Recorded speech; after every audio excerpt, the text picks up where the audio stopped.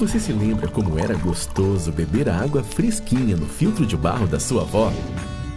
O mundo mudou, mas os filtros de barro continuam sendo amados pelos brasileiros. E a Aqualive sabe disso. Conheça o Aqualive Terracota. Desenvolvido através da união entre o clássico e tradicional filtro de barro com a mais avançada tecnologia de tratamento de água da Aqualive, o Terracota possui um design vintage que combina perfeitamente com todas as decorações. Este purificador tem excelência em filtragem de maneira singular. No entanto, vai muito além disso. Ele transforma a água da torneira na água ideal para o seu corpo, rica em magnésio, alcalina, antioxidante, muito mais hidratante e livre de contaminantes. Graças à poderosa tecnologia exclusiva da Aqualive. Você merece a melhor água. Aqualive Terracota.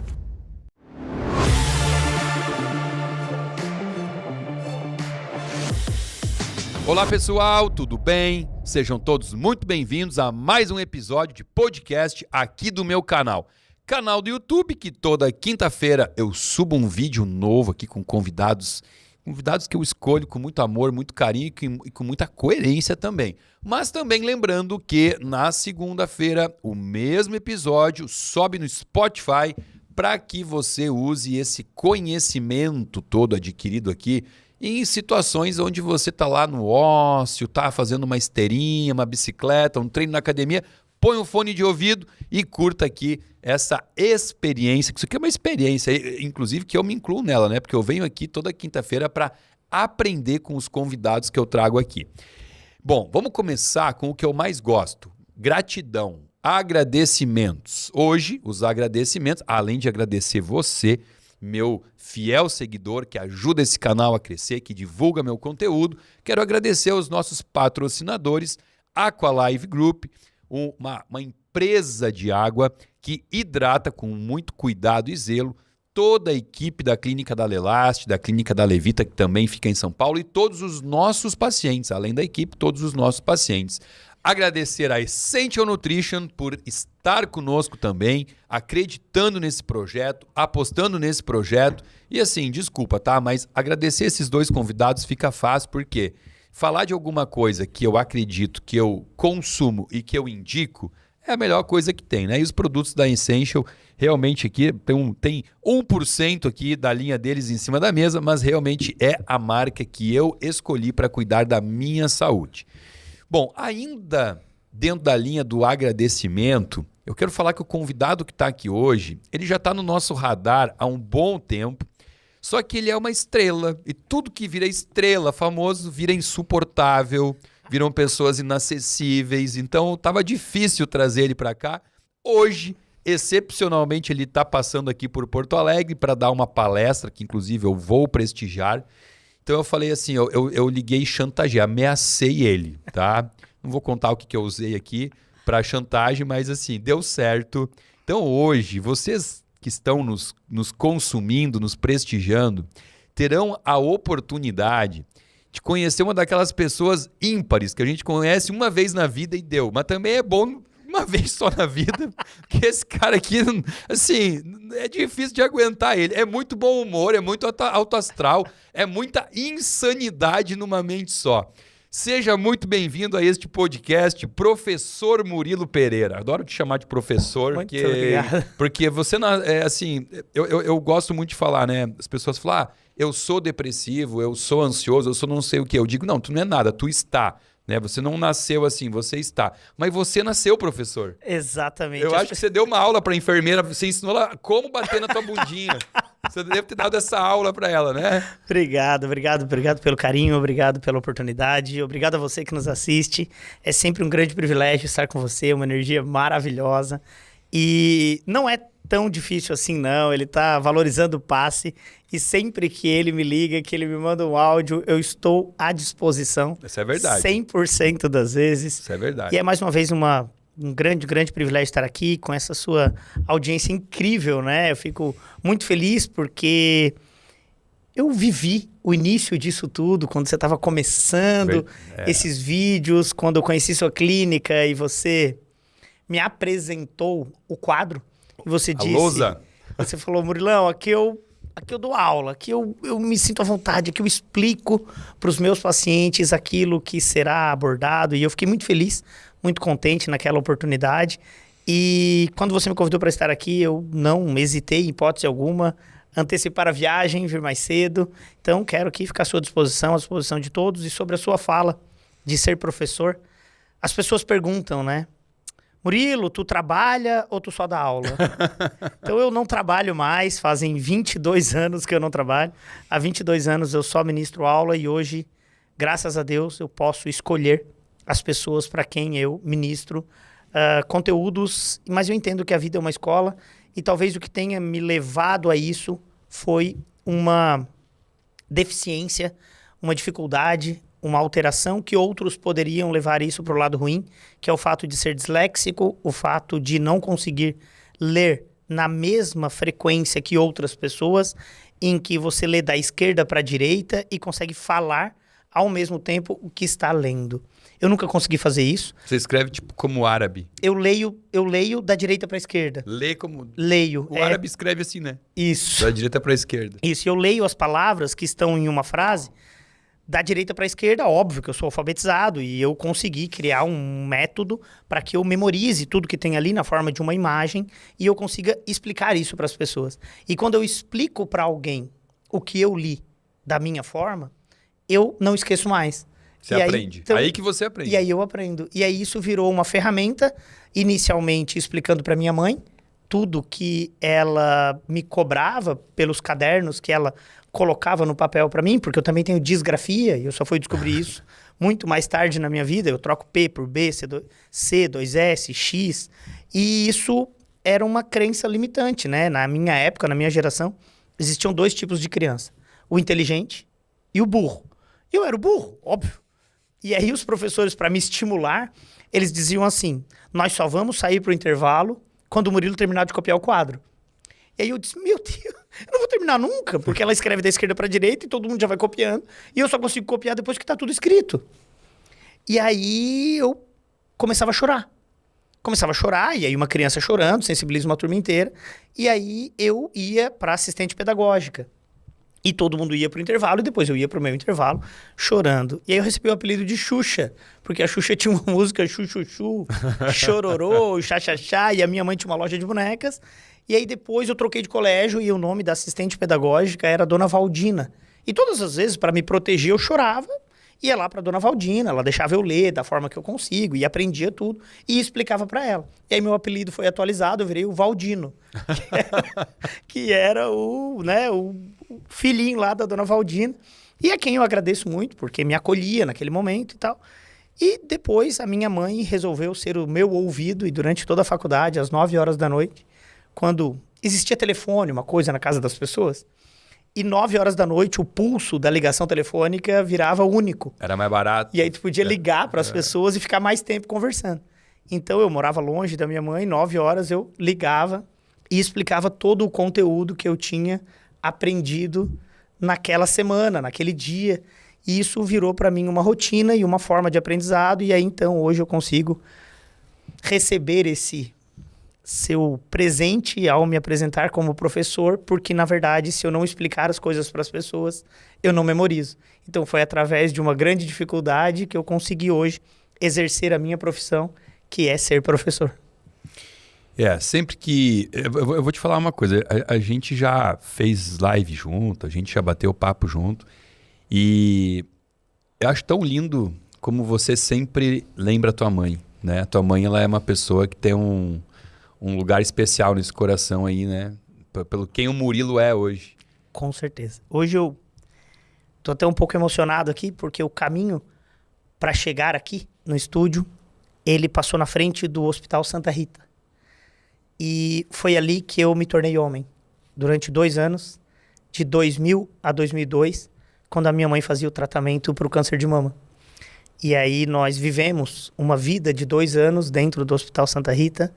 E ali eu estava no último ano da faculdade, e por estar no último ano de faculdade, eu queria entregar para ela o meu diploma, queria dar orgulho a ela por tudo que ela construiu por nós e por ela estar passando naquele momento.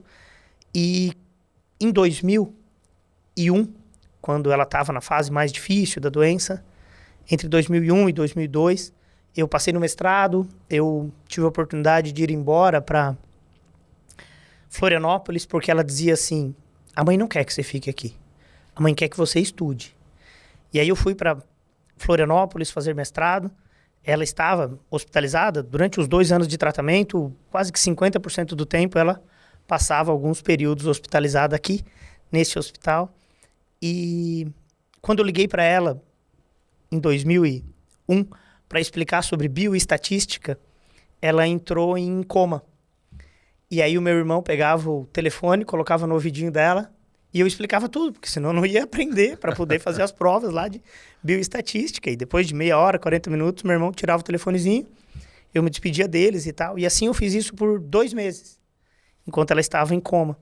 E eles decidiram fazer, então, uma cirurgia de alívio por uma pressão intracraniana que ela tinha, e então colocaram um dreno, da cavidade encefálica para o tórax, para tentar minimizar essa pressão e, quem sabe, ela voltar do coma.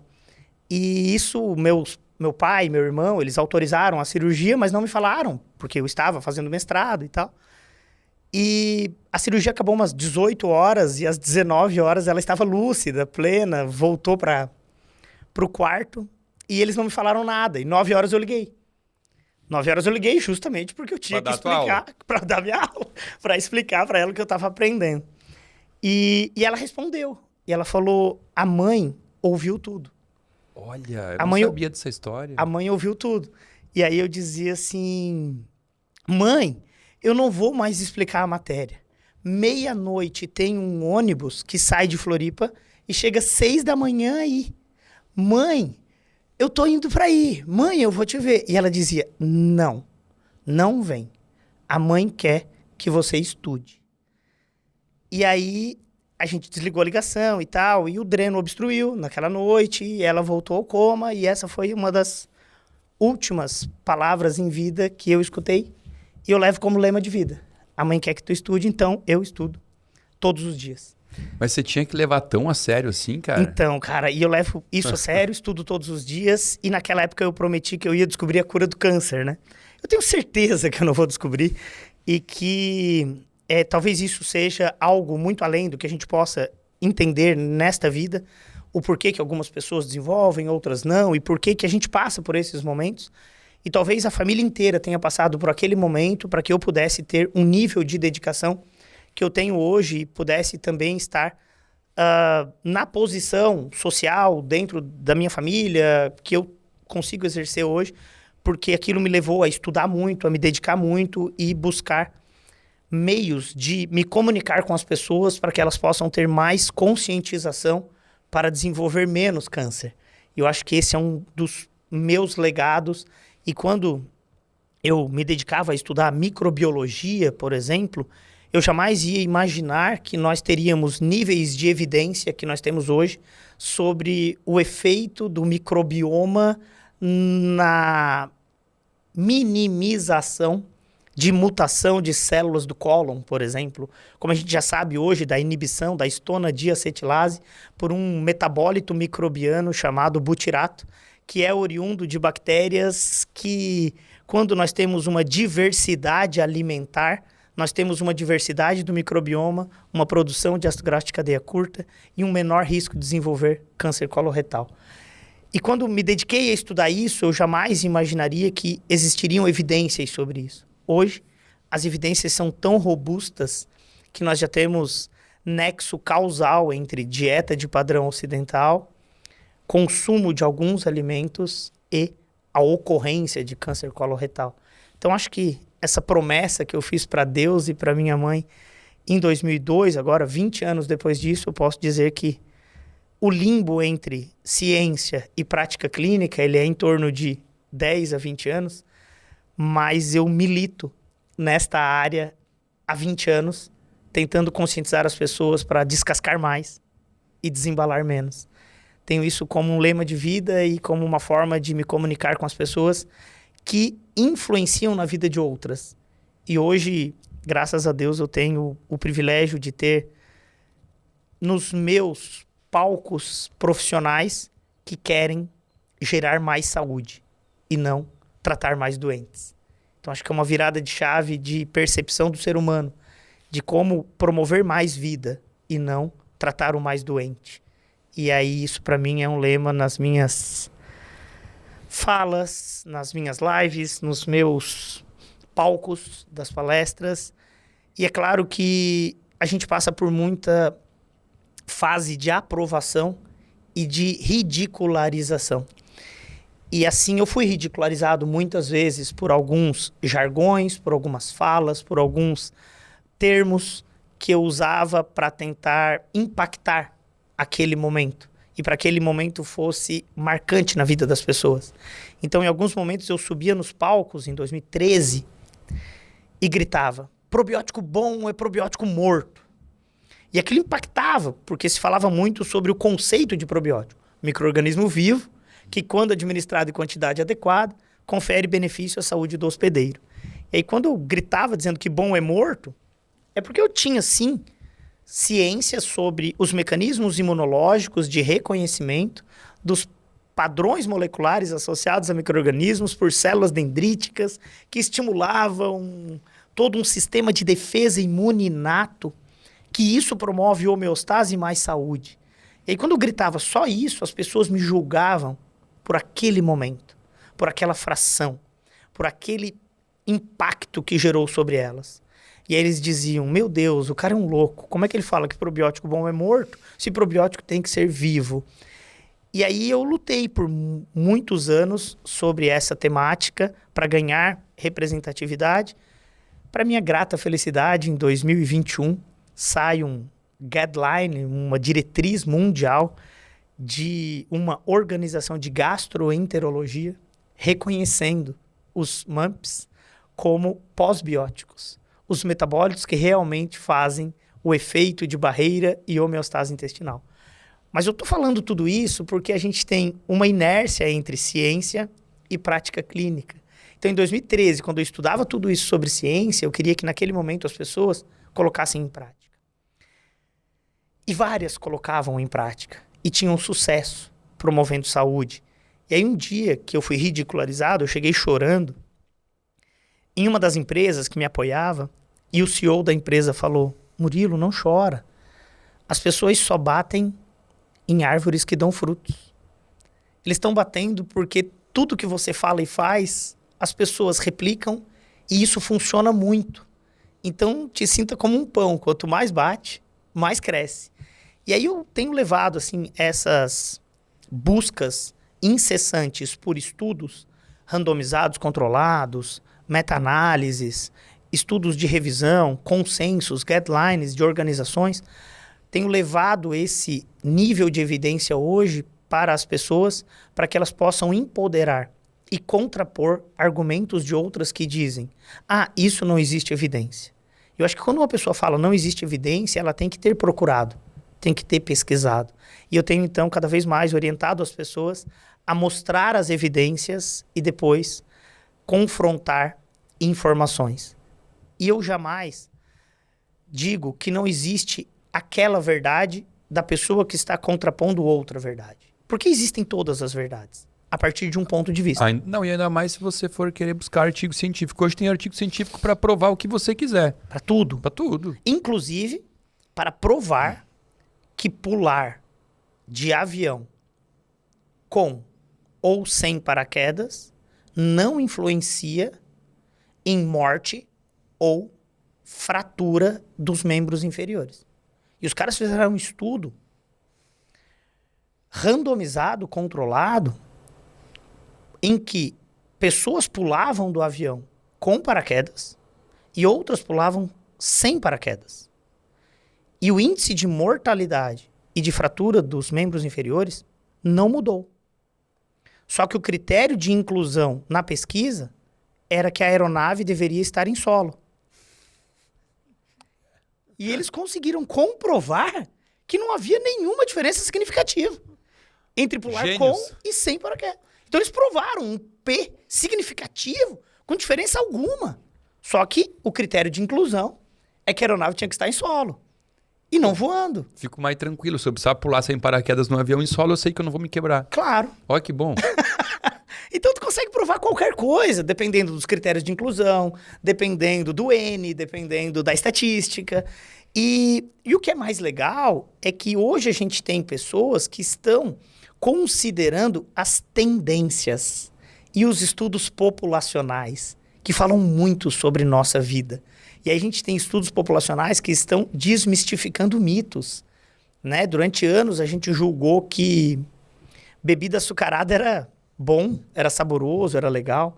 E agora a gente tem estudos populacionais mostrando que eles estão relacionados com índice de obesidade, mortalidade, com índice de gota, quando se acreditava que isso seria exclusivamente por bebida alcoólica ou por consumo de carne, e a gente está hoje tendo relação causal de correlação positiva em estudos populacionais com bebidas açucaradas que estão realmente acometendo a população mundial. Então é isso, cara. Eu tenho me dedicado a isso, fico muito feliz de você me dar essa oportunidade para que as pessoas possam me conhecer. Eu acho que isso é muito legal. Todo mundo já te conhece, rapaz. Nada. Você não faz ideia.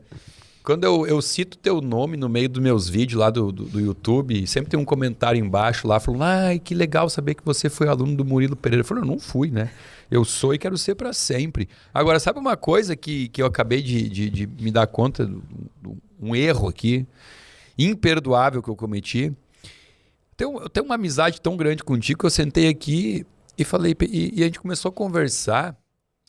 E a gente nem, por mais que não precise de apresentação, tem gente que tá entrando de paraquedas aí no canal do YouTube agora e tá pensando, mas quem é esse careca que tá aí, né?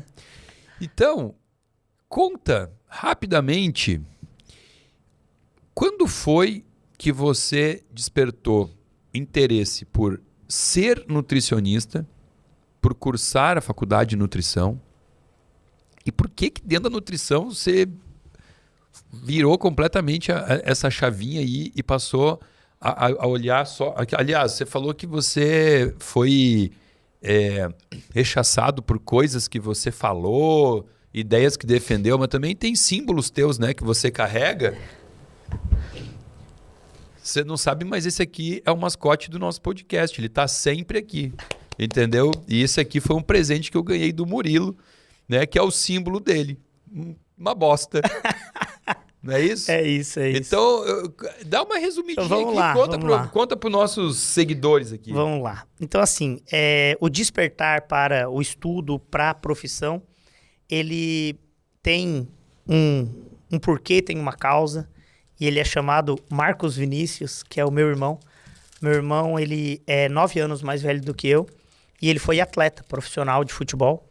Ele foi jogador de futebol, jogou na base do Grêmio, na base do Juventude, se profissionalizou no Criciúma e depois jogou no time de Araranguá. E eu era como se fosse o mascote do time, eu ia para os jogos e tal, era o gandula do time, ficava atrás da trave para poder aparecer na TV, já era parecido naquela época. E o meu irmão começou a cursar educação física e ele falava muito sobre a importância para a performance dos atletas, da alimentação, de comer e da nutrição. E aí começou a me despertar o interesse, ainda enquanto criança, sobre aquilo. E quando eu fui prestar vestibular, eu não tinha consciência da minha capacidade de passar no vestibular para nutrição, que era mais concorrido. Então eu fiz engenharia de alimentos. E no primeiro vestibular eu não passei. E aí o meu irmão me acolheu, me levou para um ambiente maior do que a cidade de Araranguá para fazer um cursinho. E aí eu fui me dedicar, em 1997, a estudar para o cursinho. E aí, né, volta a história de ligar para minha mãe, explicar o conteúdo do cursinho para ela e tal. E eu resolvi, então, fazer nutrição. E aí eu fiz o vestibular para nutrição. E aí fui aprovado na Universidade Federal de Pelotas, onde eu fui fazer... Você fez em Pelotas. Em Pelotas, fui fazer o curso de nutrição. Naquele momento, eu só tinha um objetivo: dar orgulho aos meus pais. A minha mãe tinha uma loja de bonecas, uma loja de pelúcias, era costureira. E a minha mãe, naquele momento, abriu mão da máquina de costura dela. E ela, junto com meu pai, colocou a máquina de costura dentro de um carro, me levaram até Pelotas. E para quem conhece uma máquina de costura, quando você abre a máquina de costura, ela vira uma escrivaninha. E meu pai colocou um tampo onde era o buraco da máquina. E aquilo era a minha escrivaninha. E foi durante 4 anos de graduação. E o meu objetivo era dar orgulho a eles. E aí, então, eu fiz vestibular para Engenharia de Alimentos na FURG, na Faculdade de Rio Grande. E também passei. Você fez as duas junto? E fiz as duas junto durante 6 meses. É nojento, né? Eu acordava às 6h30 da manhã, ia para Rio Grande, voltava, ia para a faculdade no Capão do Leão, lá de nutrição. E nessas minhas andanças, chegando cansado para as aulas, o diretor da faculdade, o professor Carvalhal, olhou para mim e falou: por que tu tá fazendo isso? Tu vai morrer na estrada. Tu não tá aproveitando nem lá nem aqui. E aí eu falei: olha, eu estou fazendo isso para dar orgulho para os meus pais. E aí ele falou: tu vai dar orgulho para os teus pais se tu tiver artigo científico publicado. E aí eu olhei para ele e falei: o que é artigo científico? Daí ele falou: eu vou te colocar como estagiário no biotério. E se tu cuidar bem dos camundongos, nós vamos pensar em escrever um projeto de pesquisa, na época chamava PIBIC, era um projeto de iniciação científica na faculdade, para tu poder ter um artigo científico antes de se formar. E aí eu fui cuidar dos camundongos e fui para lá lidar com aqueles camundongos. Eu não sabia, mas fui treinado para trocar a caminha deles e tal. E na primeira semana que eu estava lá, dedicado no horário de almoço, eu fui pegar a ratinha, mãe, e os filhotinhos, e é óbvio que ela tá brava naquele momento. Ela mordeu minha mão, eu bati, caiu, derrubei as caixas todas do biotério. E eu fui juntando mãe com filho de um, filho de outra, porque eu não sabia qual era a mãe de um, aquilo corria.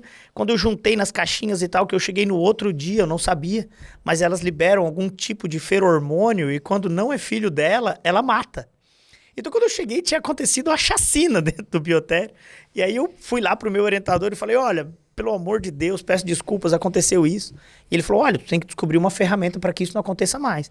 Aí eu pedi pra dona Marilu, que eu morava na casa dela, um esmalte. E aí eu pintava a cabecinha da mãe e a cabecinha dos filhos igual, para que se caísse de novo eu ia cuidar.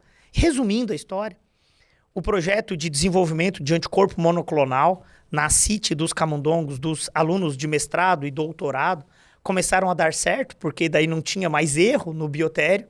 E em forma de agradecimento, eles começaram a colocar meu nome como coautor das pesquisas. E depois tive 3 renovações de iniciação científica e me formei com 28 artigos publicados.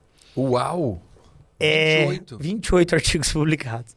E aí isso, para mim, teve uma grande notoriedade para que eu pudesse fazer mestrado, depois doutorado e estudar a área de microbiologia. Então, até então, não despertou no Murilo a vontade de ser nutricionista.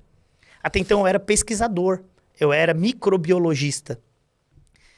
E aí, eu era da área acadêmica e reconhecido já em Florianópolis pela área acadêmica e por microbiologia. Por sorte do planeta, eu não acredito em sorte, acredito em dedicação, destino, eu estava no ambiente acadêmico, fazendo mestrado e doutorado, quando surgiu uma legislação brasileira que determinava a criação de boas práticas de manipulação em restaurantes para cuidar da contaminação microbiológica. E como eu estudava só isso, eu comecei a ganhar notoriedade montando os manuais e treinando, capacitando os manipuladores de alimento. Então eu ia para os restaurantes fazer treinamentos de higiene, manipulação, e aí um supermercado se interessou pela minha abordagem e eu fui contratado por um supermercado para treinar os manipuladores de alimentos, para que eles pudessem ter mais higiene e tal. E isso começou a gerar um crescimento muito grande profissional nesta área de atuação da nutrição.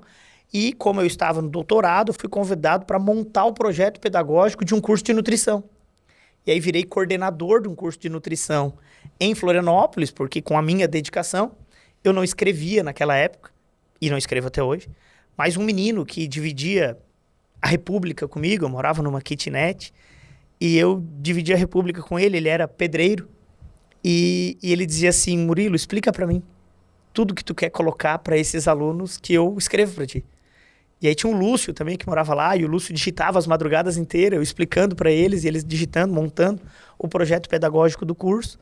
E o curso foi aprovado com nota 5 no MEC, que é a nota máxima, para abrir o curso. E aí o diretor na época falou, olha, eu não tenho como convidar outra pessoa para coordenar sem ser você.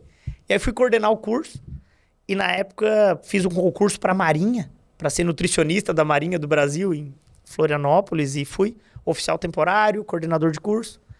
E nisso eu cheguei a 123 quilos. Porque eu era oficial da Marinha e professor, eu não era nutricionista.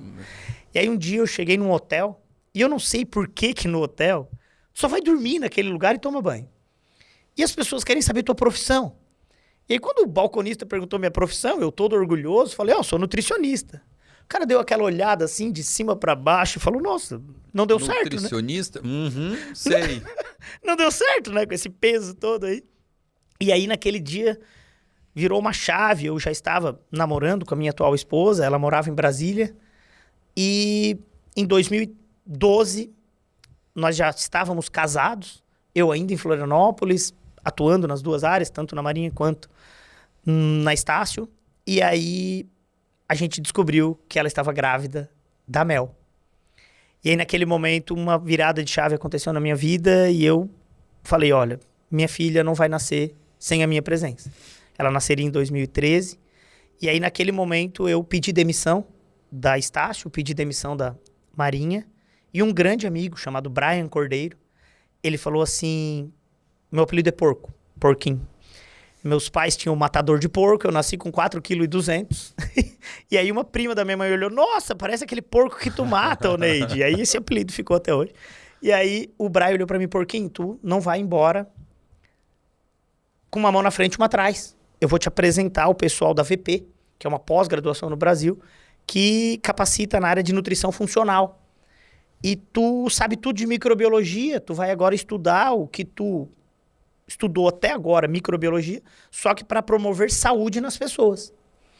E aí, então, ele me apresentou as proprietárias e uma das proprietárias olhou para mim, muito semelhante da forma que o balconista do hotel, e falou, olha, você até pode dar aula na minha pós, mas...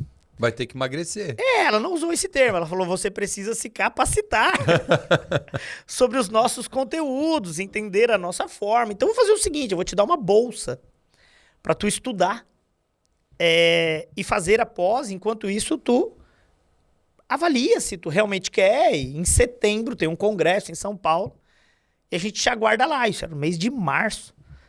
E aí eu comecei a virar 16 a 12 horas por dia estudando só isso. E resolvi mudar a minha chave e ser nutricionista e ter orgulho de ser nutricionista. E resolvi mudar o meu padrão alimentar, minhas escolhas de vida e em 6 meses eu já estava com menos de 100 quilos e em setembro eu estava com 86 quilos para poder fazer minha aula teste, onde eu fui aprovado e rodei 26 finais de semana por ano ministrando aula de nutrição, microbioma, saúde a partir do intestino até 2017, quando eu decidi não mais trabalhar para dar aula para quem queria diploma. Eu cheguei numa sala de aula, tinha muitos alunos matriculados, 36 na turma, e eu tinha ido para Harvard estudar sobre a influência do microbioma e o cérebro em 2016, com Emerald Meyer, que é a maior referência mundial. E eu voltei de lá dizendo assim, cara, eu não posso ficar com esse conhecimento para mim. Eu tenho que explicar isso para os alunos de graduação, que fazem farmacologia aplicada à nutrição.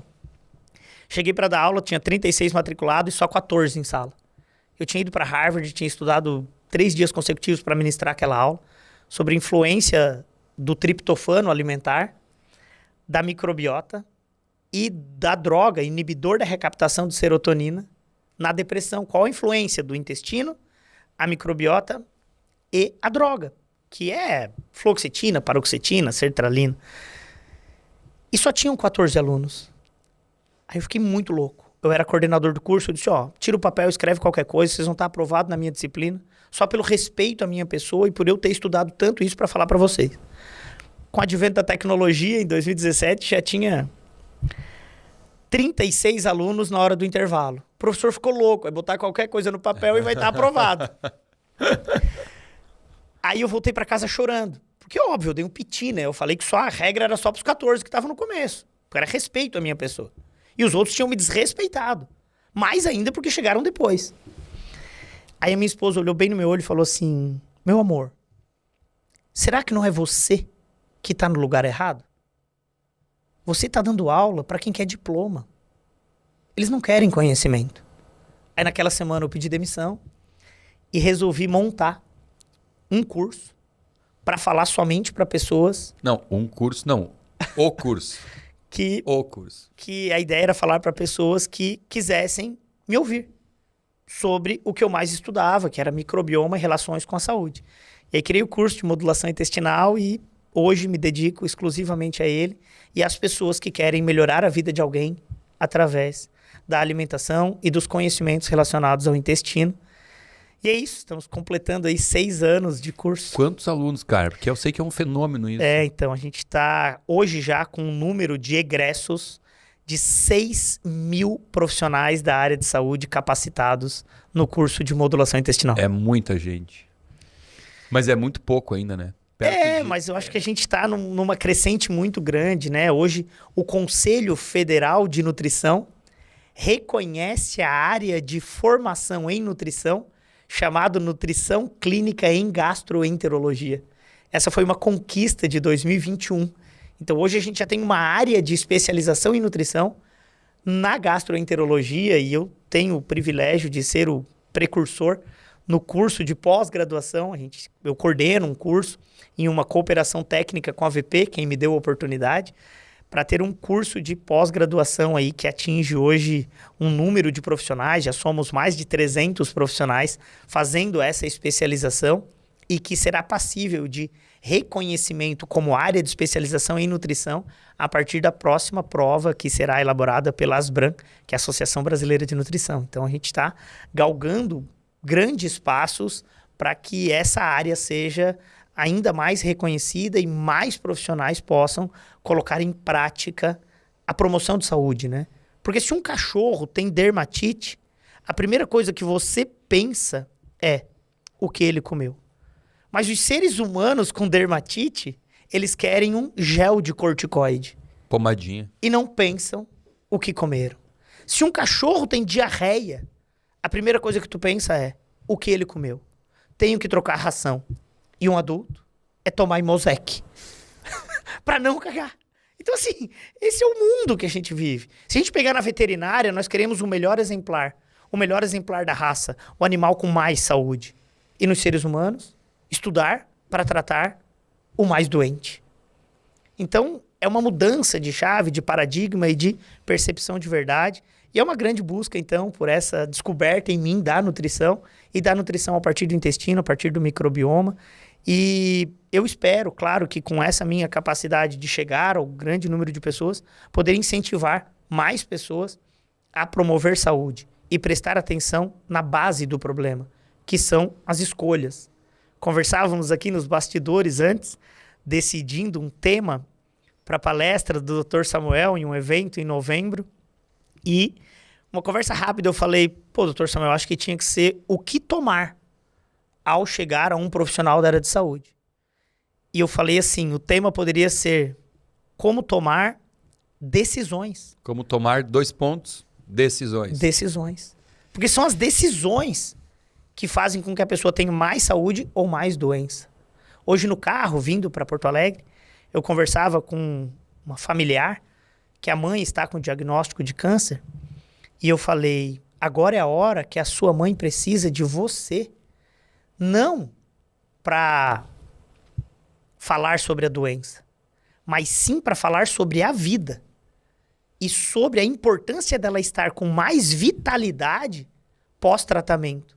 Porque o tratamento vai matar todas as células, as boas e as ruins. E ela terá que recuperar. E a energia para recuperar muito mais as boas é dependente do meio em que ela estiver. E se o meio estiver triste, chorão e velando ela, se sobressairão células do mal. Agora, se for uma energia maravilhosa, se sobressairão as células boas. Porque a intervenção é apenas terapêutica. Mas a escolha a partir de agora tem que ser de viver. E de viver com felicidade.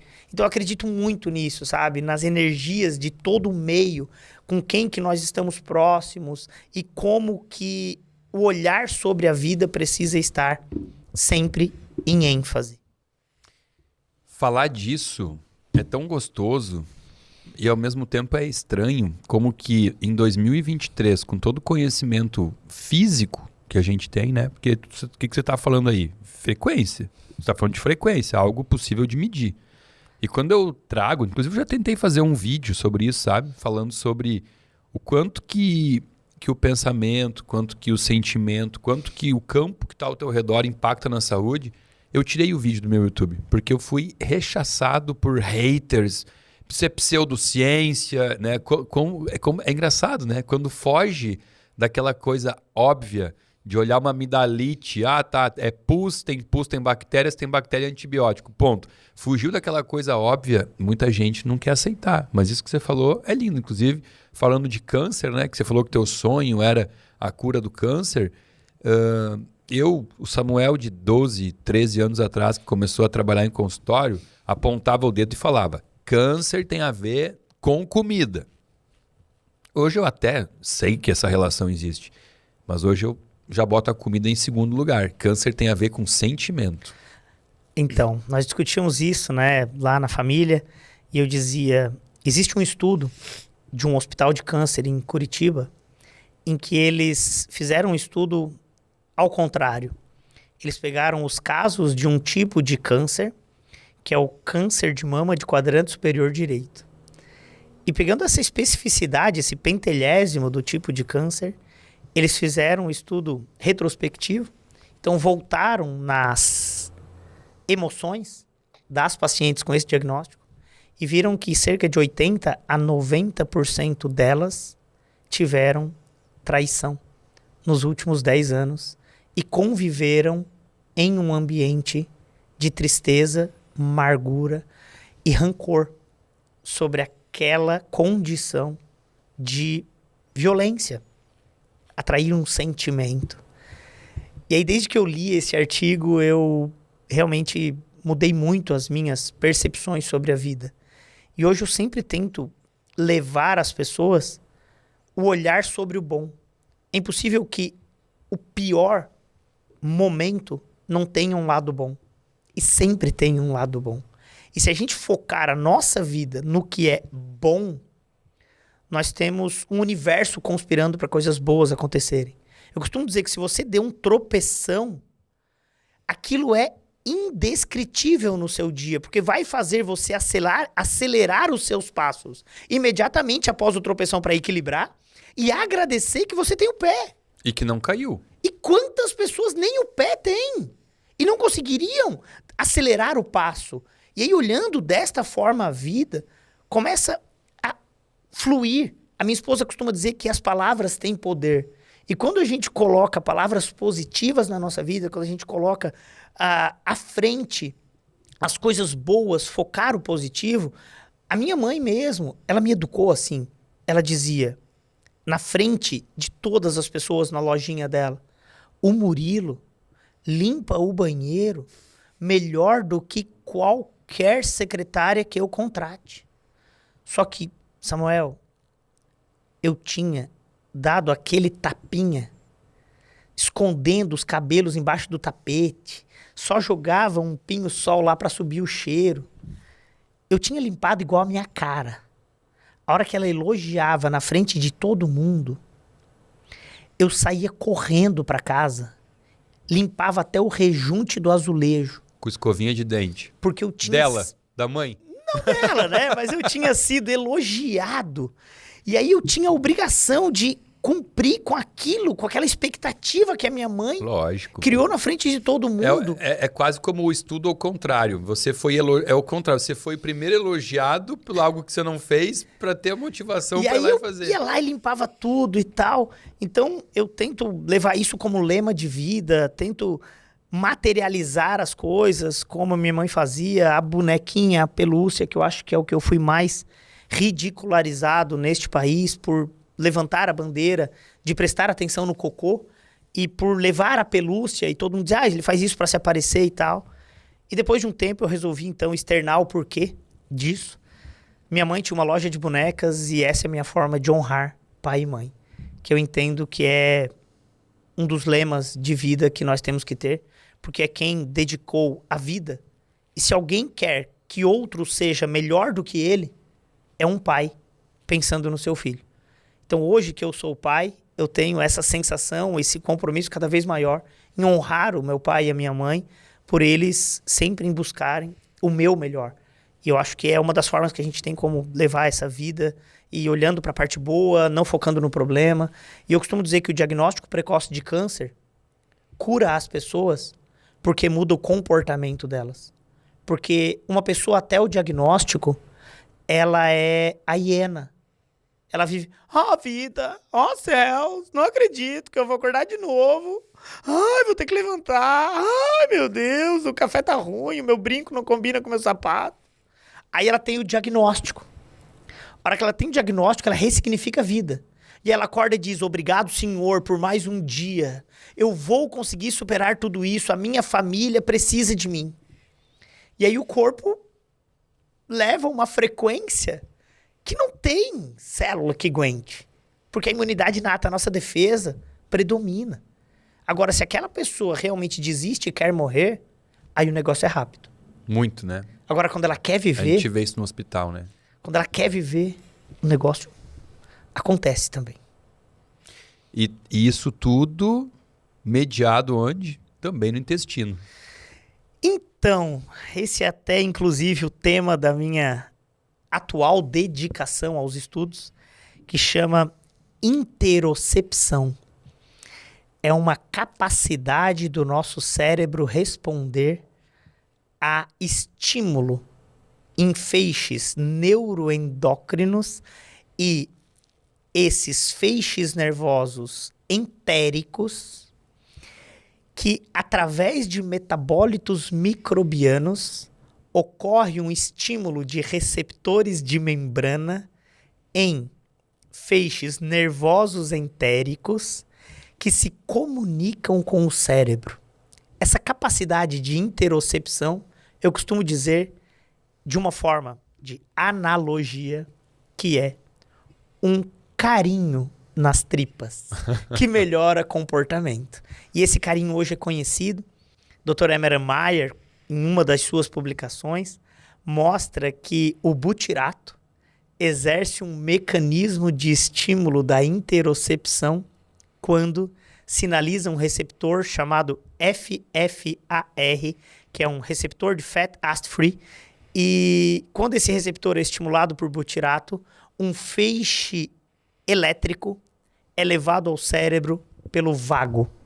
Como um rio leva a informação do lago para o oceano, o vago leva a informação do intestino ao cérebro. E isso melhora o nosso comportamento e felicidade.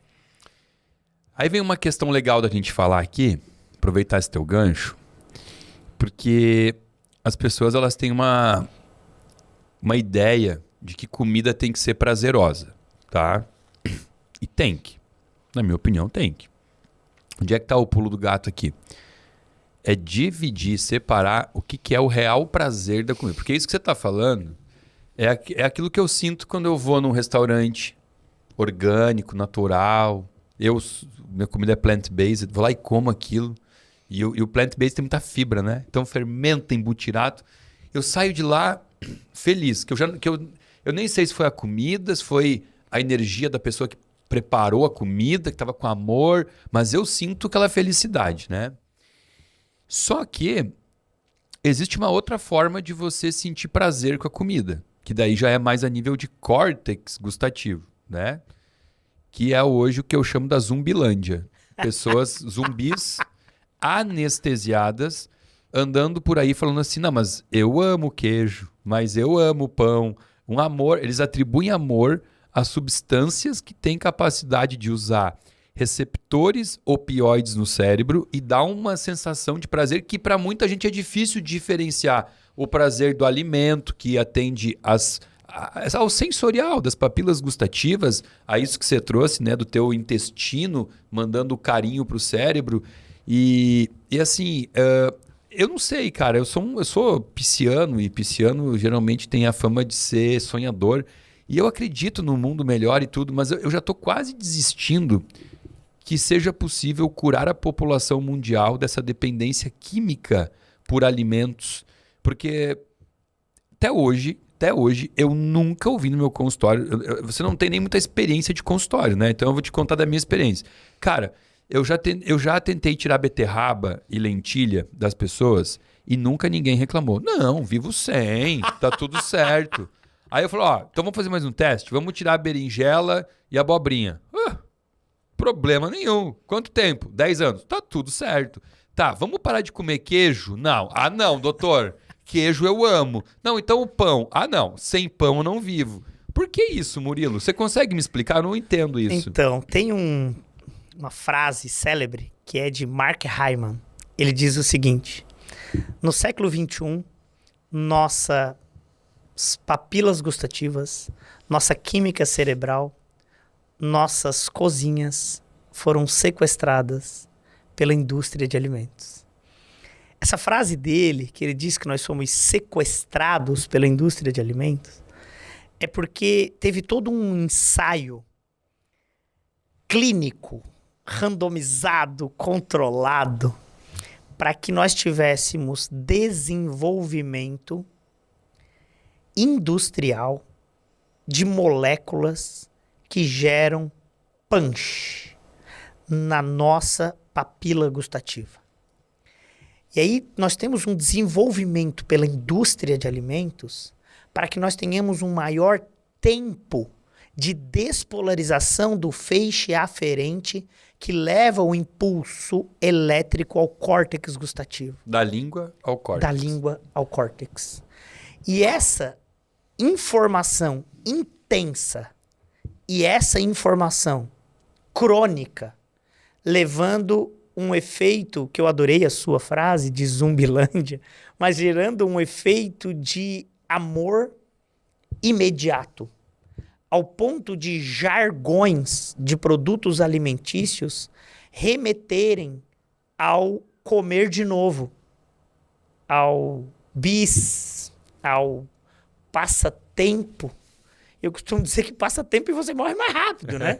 Então, assim, esse negócio de gerar este impulso homogêneo nas papilas gustativas do gosto doce, amargo, ácido e aumentar o tempo de despolarização do canal iônico com uma molécula chamada glutamato monossódico gera um punch e uma percepção que leva à resistência a insulina a longo prazo, mas que imediatamente gera uma descarga de insulina que dá aquela reviradinha de olho. Então o cara espera aquilo. E quando ele, na infância, sofreu situações de perigo, como cair de bicicleta, ralar o joelho, alguém deu para ele um copo de água com açúcar, para justamente gerar essa resposta de prazer momentâneo para esquecer para acalmar o que caiu e para acalmar. E hoje as pessoas, devido ao estresse crônico, compensam o seu acalmar com alimentos ultraprocessados ricos em açúcar. Graças a Deus, em 2022, a Nature Reviews de endocrinologia, uma especialização médica reconhecida no planeta, a revista de maior fator de impacto em medicina, uma review com maior fator de impacto, é a Nature Reviews de endocrinologia.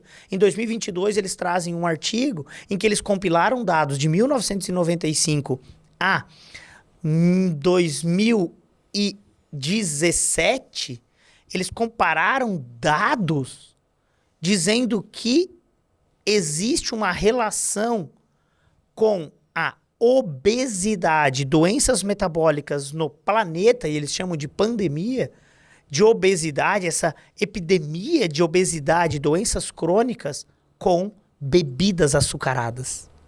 As bebidas açucaradas levando ao problema.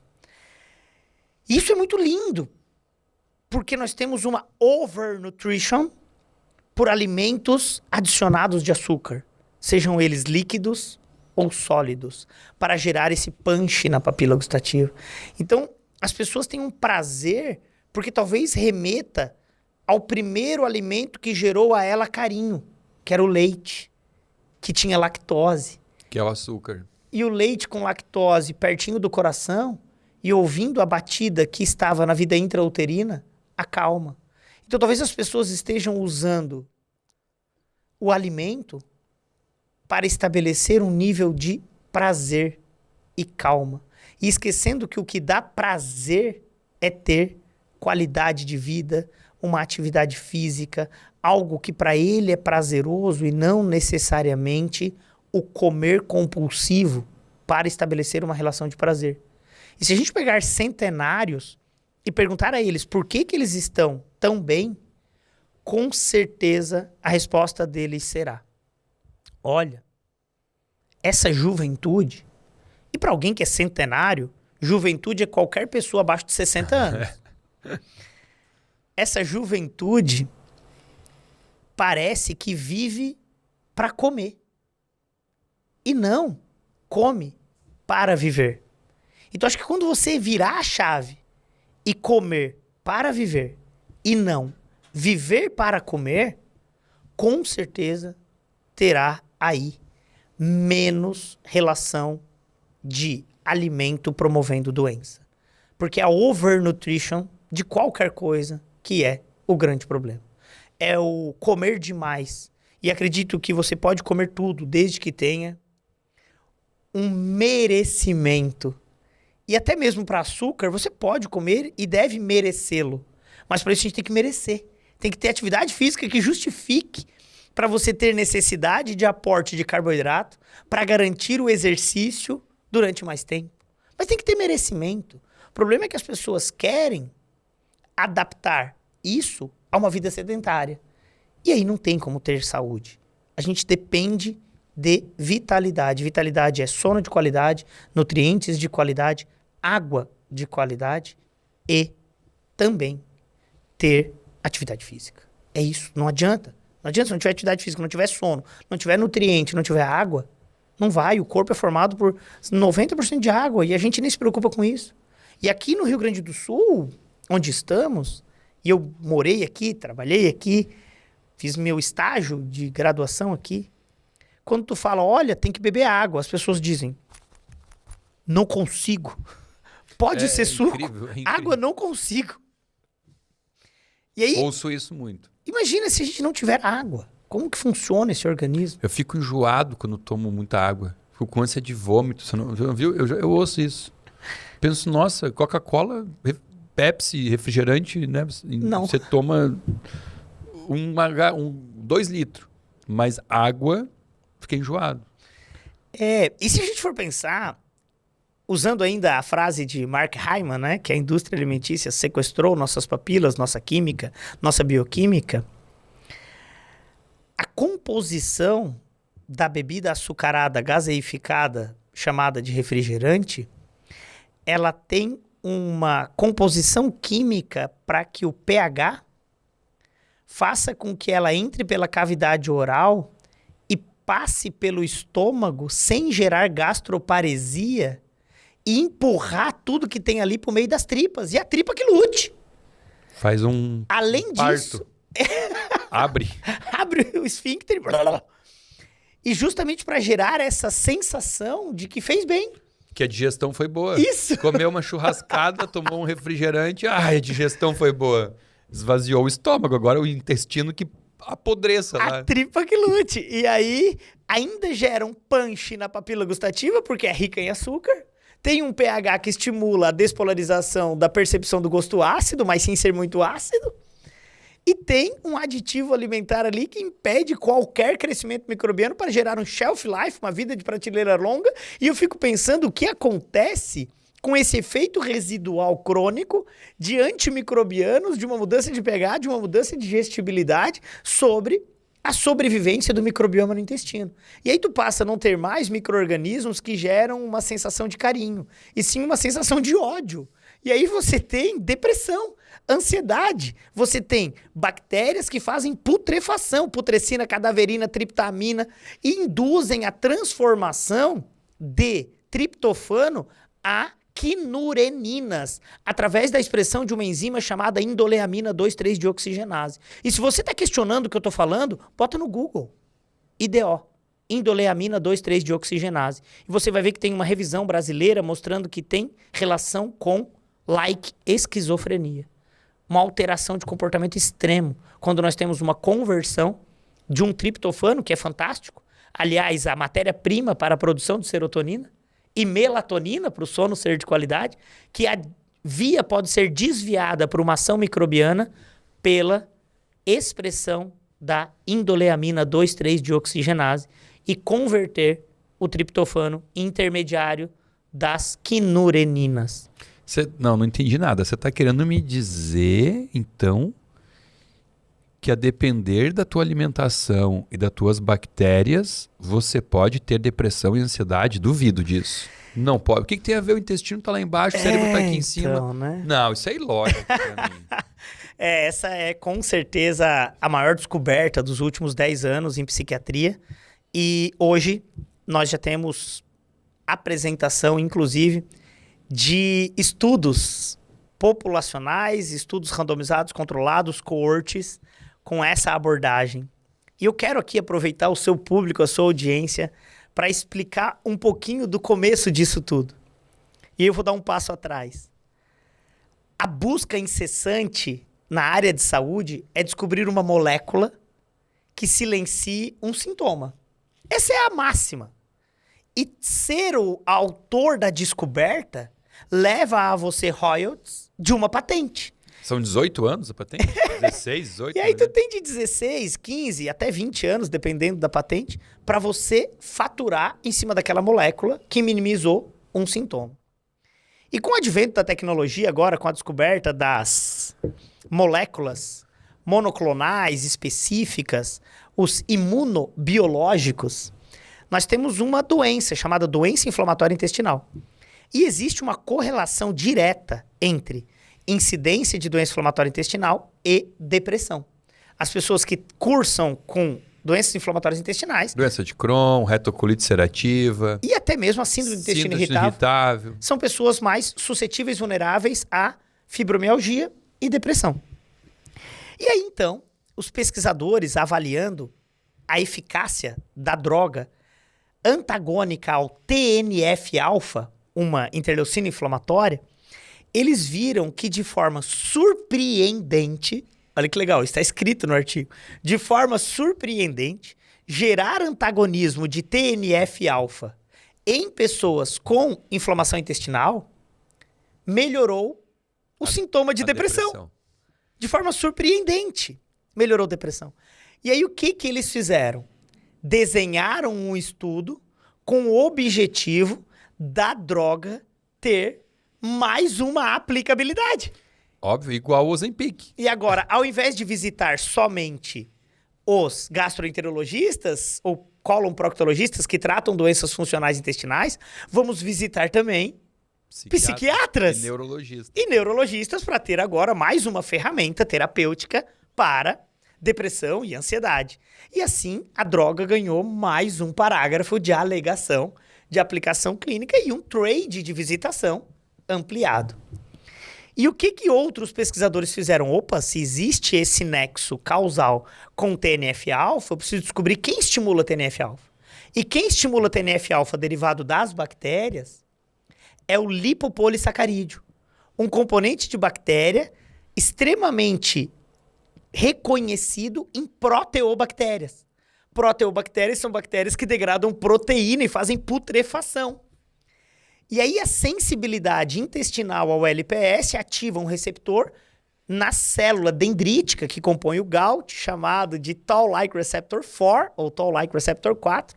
Isso ativa uma cascata enzimática do MID88 que leva ao aumento de NF-κB, que é um fator de transcrição nuclear. Que é o início da desgraça, né? Que é o início do problema e que aumenta o TNF-alfa, que a molécula bloqueava. Looping.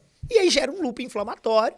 E aí, então, hoje nós temos evidências robustas de que uma dieta de padrão do Mediterrâneo, de que ômega 3, probióticos, minimizam sintomas de depressão, justamente porque minimizam a cascata de ativação do TNF-alfa por diminuir a taxa de sobrevivência de micro-organismos que têm LPS na sua composição. É bonito demais, né? Só que aí é que tá, até juntar o Lé com o Cré, demorou, né? E isso gera incerteza e negação. Eu costumo dizer que muitas pessoas têm a tensão pré-novo. Não é a TPM, é a TPN, a tensão pré-novo. E o que é a tensão pré-novo? Eu faço uma explicação nos meus cursos que é: quem nunca dirigiu um carro automático, mesmo todas as outras pessoas falando que é melhor e que eles nunca mais voltarão para um carro manual, existe a tensão pré-novo, que é, meu Deus, o que eu vou fazer com a minha perna esquerda? E tem aquela tensão, será que eu vou saber frear e acelerar? Mesmo sabendo que é muito melhor.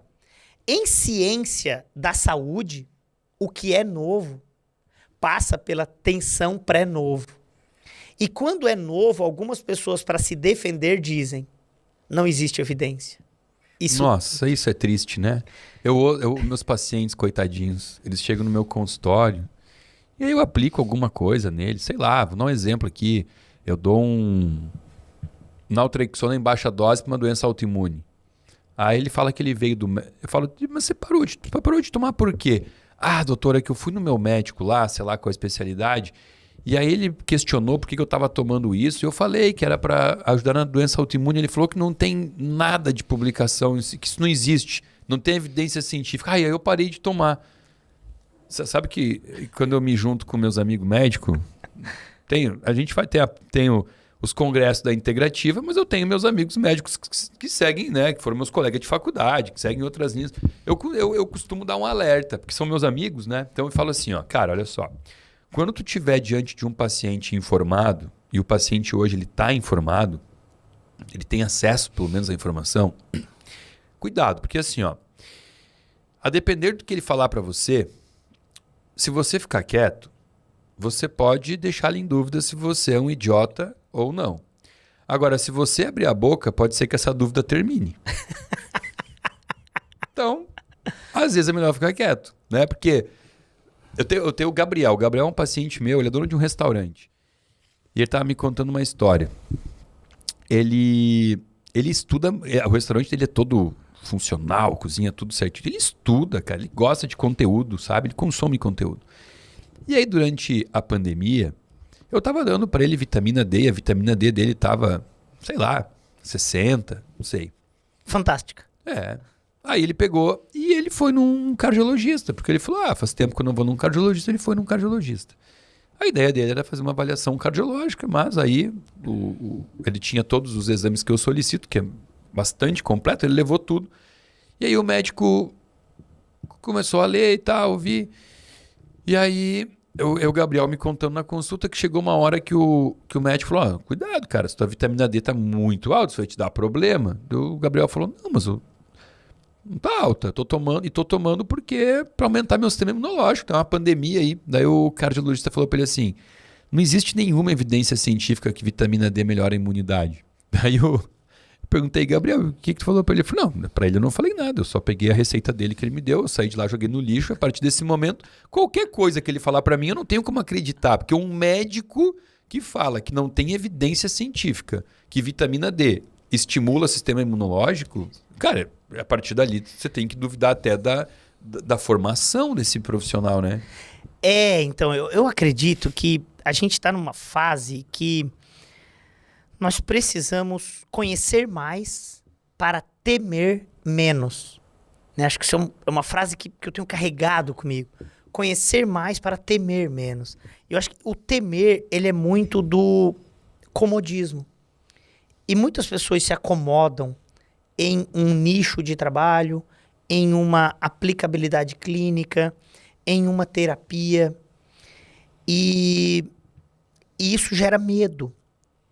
Em 2018, especificamente no dia 22 de março de 2018, a capa da Nature Medicine, que é a revista, se não a primeira ou a segunda, mas não será a terceira, de maior fator de impacto no planeta, tem uma capa, 22 de março de 2018, que diz o seguinte: alerta, fluoroquinolonas são drogas potencialmente tóxicas.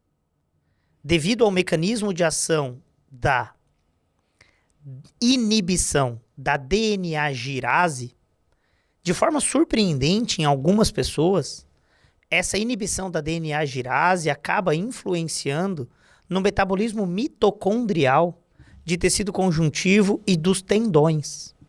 Por isso, estamos publicando dizendo que já existe no FDA um centro para reportar efeitos colaterais do uso desta medicação. Em 2019, a Agência Europeia de Medicamentos lançou uma nota aos prescritores dizendo que estava contraindicado e que era uma má prática profissional a prescrição de fluoroquinolonas para fins profiláticos e que deveria ser lançado mão desta terapia quando há uma grande gravidade no quadro do paciente e infecções bacterianas recorrentes. Ou... Vamos pontuar aqui. A gente está falando de norfloxacino, de ciprofloxacino, né? Desses antibióticos aí. Ok. Exatamente. E aí, em 2019, a Agência Nacional de Vigilância Sanitária Brasileira faz um informativo técnico aos prescritores do país, dizendo: é uma má prática prescrever este tipo de medicamento para fins profiláticos. Não deve ser utilizado isso. E aí, Samuel, o que acontece no planeta é que quando um profissional vai para uma capacitação em 2020, 2022, 2023, o outro colega diz: o quê? Vai te capacitar de novo? Tu não aprendeu ainda? Ele é julgado por um colega, se ele vai se capacitar, para se atualizar dessas publicações recentes, dessas normatizações da profissão. E aí esse que julga quem vai se capacitar continua metendo a caneta com esse tipo de medicamento para profilaxia de infecção urinária de repetição. E aí começa a aumentar o índice de ruptura de tendão. Começa a ter fadiga crônica e cansaço nas pessoas como efeito colateral da medicação, que é o que está descrito nesses documentos que eu acabei de citar. E aí o que acontece? Se tu perguntar para um prescritor desse, por exemplo, na área de ginecologia, quantos dos teus pacientes que você prescreveu fluoroquinolonas, as cipros da vida, e que tiveram ruptura de tendão? Não vai saber. A resposta será: como que eu vou saber? Se eu sou gineco, se romper o tendão, vai para ortopedista. Uma coisa não tem nada a ver com a outra. Então a gente fragmentou o ser humano e deixou de se capacitar de coisas fundamentais para a profissão. E eu estou falando aqui especificamente da profissão que tem regulamentação no ambiente nacional para prescrição de antibióticos. E, aliás, ser médico é fantástico, porque ele é o único que dá diagnóstico, o único que prescreve certos tipos de medicamentos, mas tem que ter responsabilidade sobre a prescrição e capacitação contínua. E aí, quando a gente tem esse tipo de medo que você colocou, imagina alguém que está assistindo esse podcast e que recebeu uma prescrição dessa e vai questionar o colega falando: olha, eu botei aqui no Google fluoroquinolonas Anvisa e eu vi esse documento, doutor. Você leu antes de mim? Então, cara, acho que só tem que agradecer estar aqui e poder levar esse tipo de informação para todas as pessoas, porque é sim algo muito importante pensar em ter mais saúde e menos doença.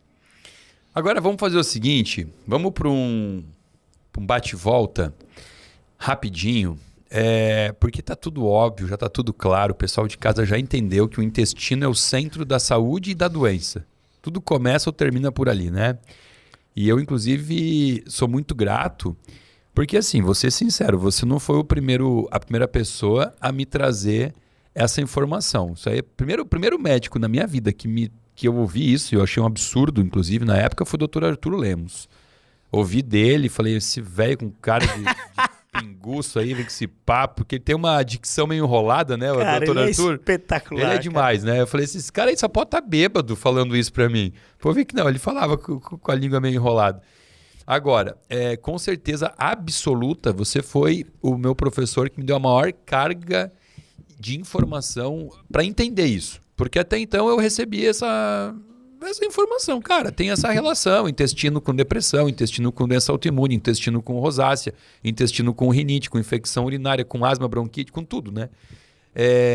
Mas entender o mecanismo, e eu sou o cara dos porquês, então foi com você, assim, que de maneira incrível e teatral você ministra as tuas aulas e, cara, parabéns, Obrigado. Você é fera no que faz.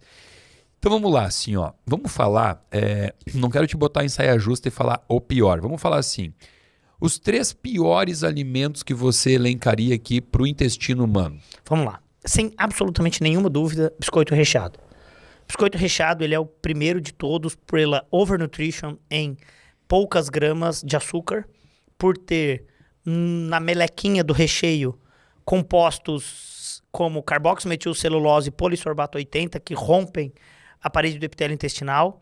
Tem ali aditivos alimentares. Você nunca vai ver um biscoito recheado que estraga. Ele não estraga, ele só amolece. Tu nunca vai ver estragar. Ou seja, tem uma carga de antimicrobianos absurda, com uma matéria-prima de qualidade questionável, que é farinhas, e mesmo assim não estraga. Então, a carga de antifúngicos, de antibacterianos e de aditivos alimentares ali é infinitamente terrível. Depois eu colocaria, pelo grande consumo da população brasileira, bebidas açucaradas, incluo nelas refrigerantes, o grande problema. E o terceiro, não pelo alimento, mas sim pelo contexto da população, que é a monotonia alimentar comendo pão.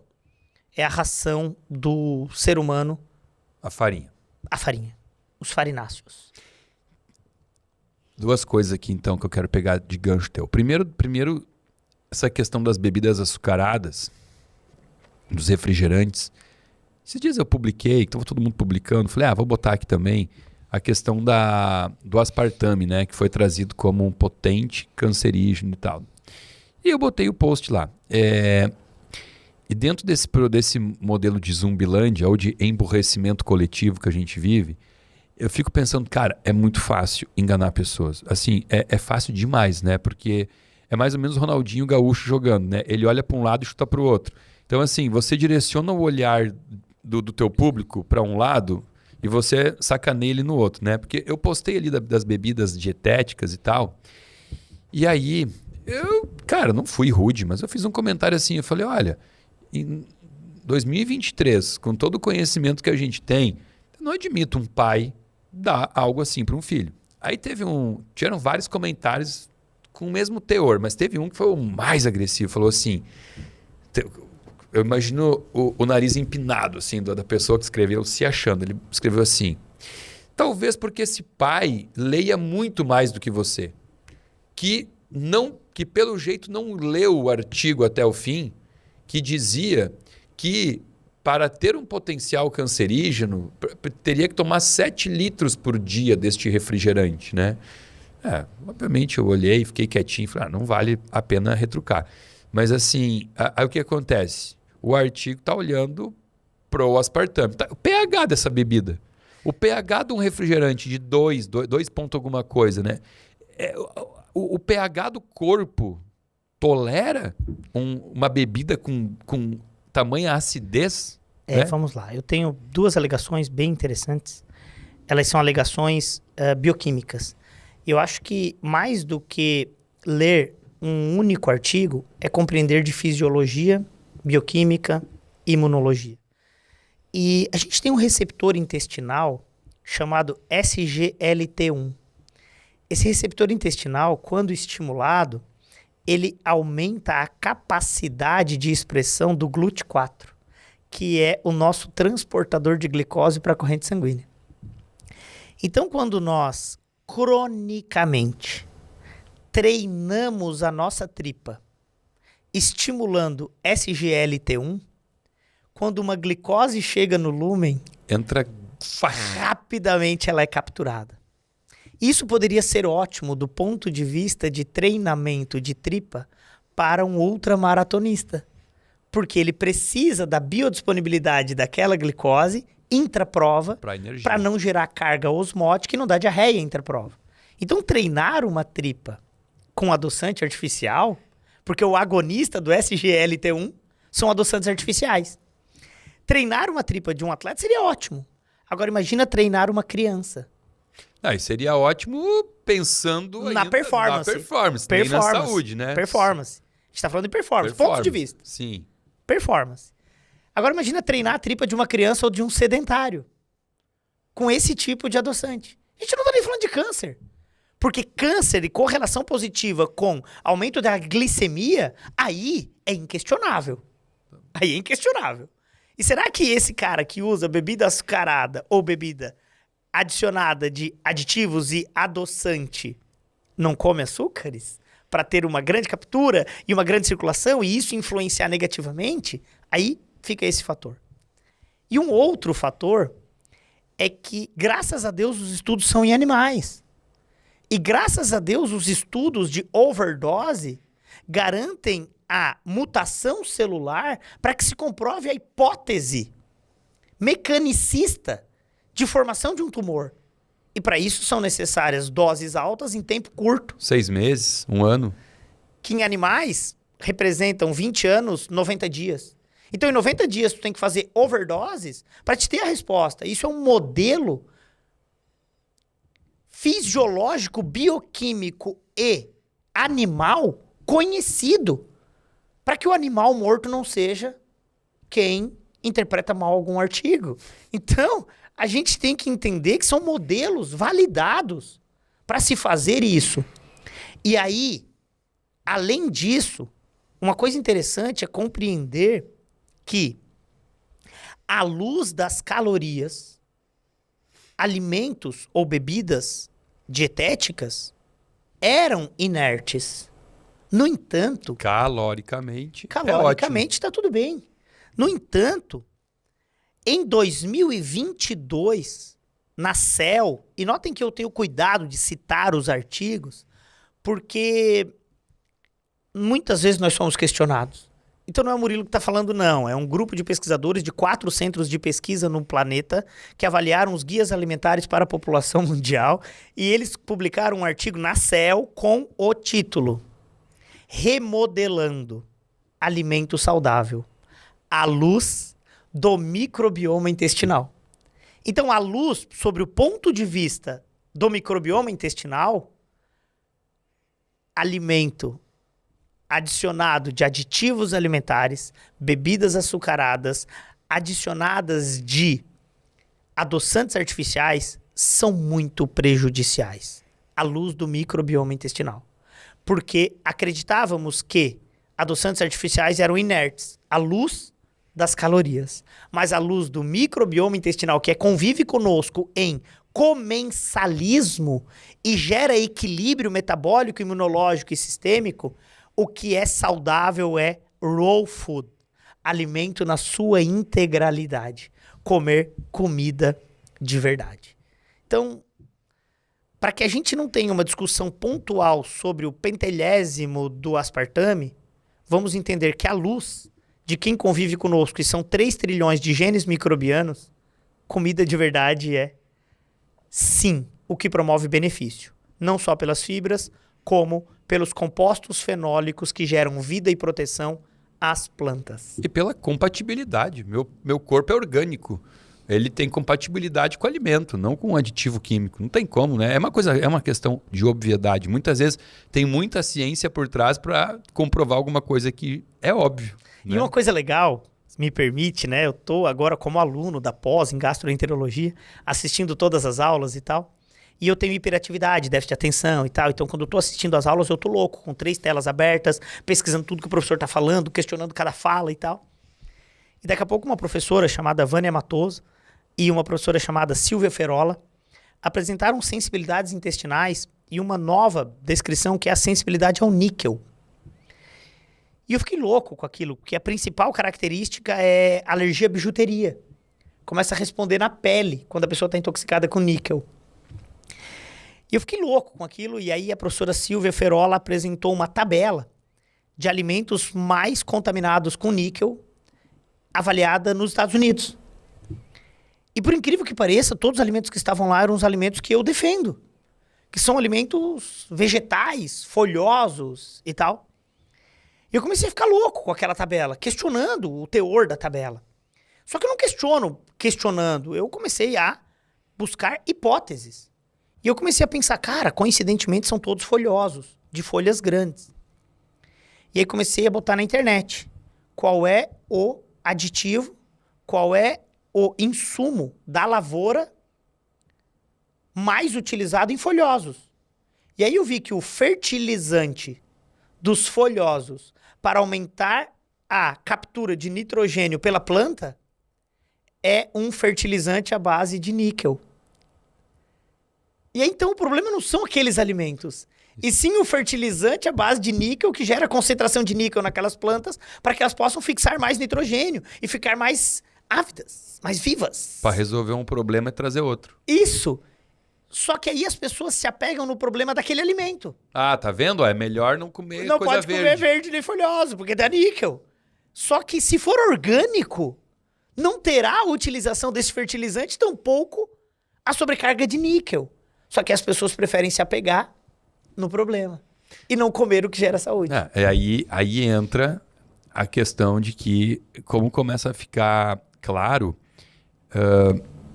como existem influenciadores da saúde hoje em rede social, trazendo informações distorcidas, como essa que você trouxe, né? Trazendo artigos. Esses dias teve eu vi alguém comentando um artigo que era assim, ó, que Harvard publicou um artigo onde pegou por 6 meses, se eu não me engano, 1.060 e poucas pessoas e colocou em uma dieta.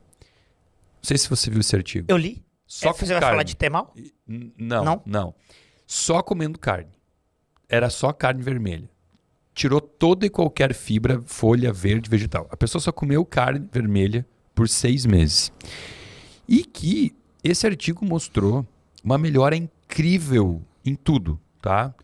Mostrou que as pessoas perderam em média 10 quilos, a acne melhorou a pele, melhorou a resistência insulínica. Aí aquilo faz parecer que a dieta com carne é a dieta da longevidade, né? Aí eu parei e pensei, cara, mas o próprio artigo, ele já contou a verdade por trás, né? Porque, assim, para alguém perder em 6 meses 10 quilos, tem que ser alguém obeso. Em primeiro lugar, tem que ser um sobrepeso. E para ter sobrepeso, tem que comer muito mal. Então, assim, tu pega um cara e tu tira ele do meio da lasanha, da pizza, do pastel de queijo, do pudim, e tu dá ele para comer carne, cara, é ótimo. Maravilhosa essa dieta. Para ter acne, tu também tem que comer mal. Sim, ó. O consenso do New England Journal of Medicine de 2016 mostra que o que está relacionado com dieta e acne é dieta de alto índice glicêmico. Então, e leite. O que tu pegou? Tu tirou o cara, o leite e ovo também, né? O ovo em excesso da acne, né? Muita leucina. Tu pegou o cara de uma dieta podre e tu deu pra ele carne por 6 meses. E ele melhorou um monte. Tá, então vamos fazer o seguinte, vamos pegar um grupo de pessoas que não toma líquido de espécie nenhuma e vamos dar refrigerante. Vai melhorar um monte de parâmetro, vai hidratar, alguma coisa vai hidratar, melhorou a pele, tá fazendo um xixi mais clarinho.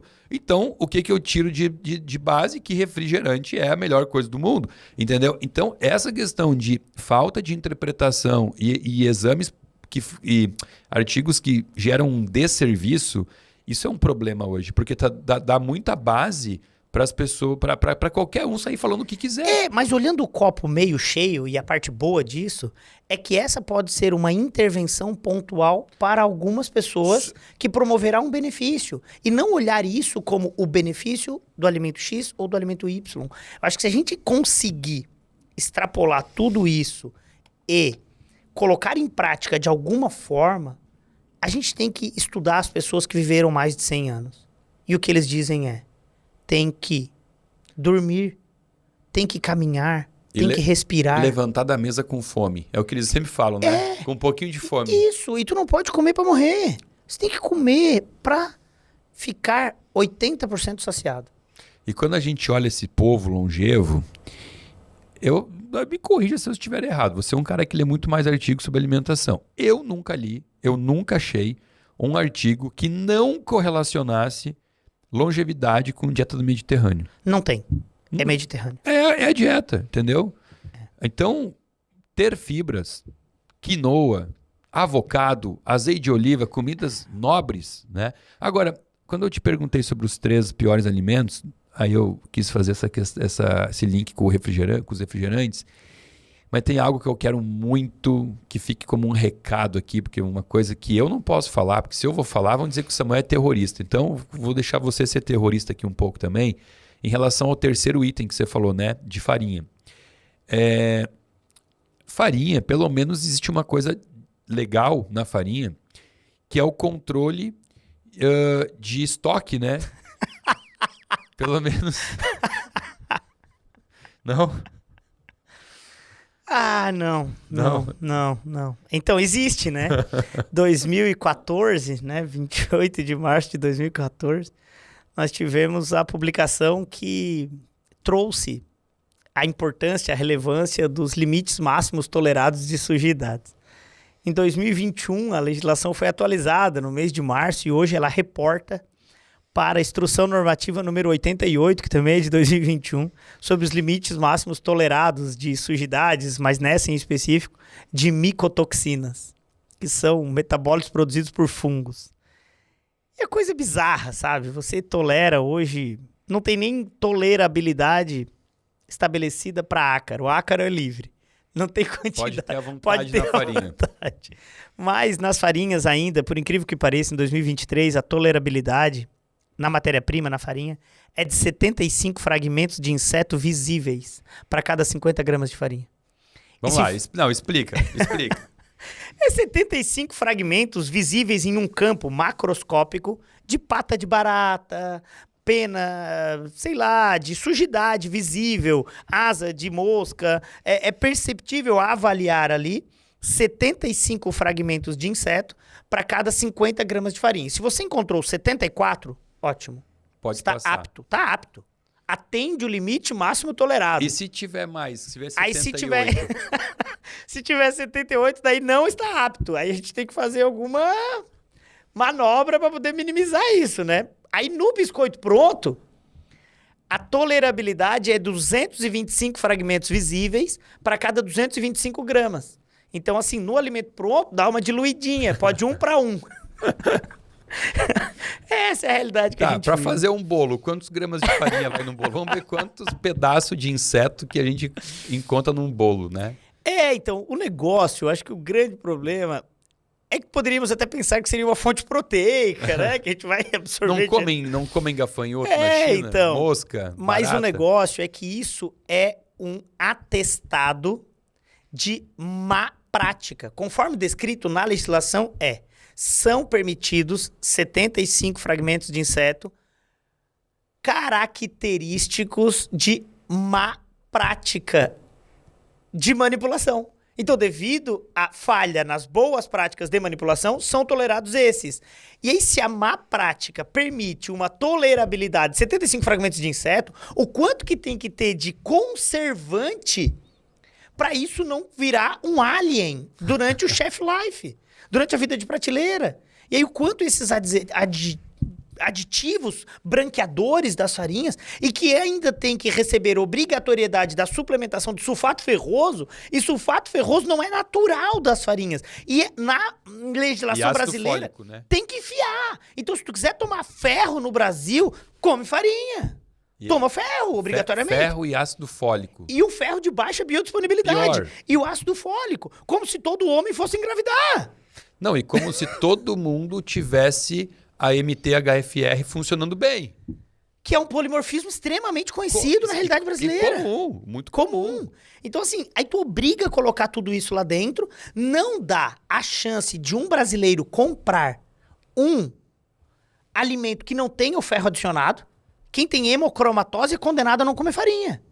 Porque o cara tem hemocromatose, uma doença, e não tem nenhuma legislação que permita ter uma farinha para esse cara. Tá, mas para isso é bom ter hemocromatose, então pronto, não vai comer farinha, tá resolvido o problema. É uma bênção, a hemocromatose, acabamos de ver o lado positivo dela. Pronto, então assim, tu imagina que a gente vive hoje numa realidade em que As pessoas, para dar o teor de fibra, ainda colocam casca, o expurgo do grão, neste mesmo alimento, para aumentar o teor de fibra.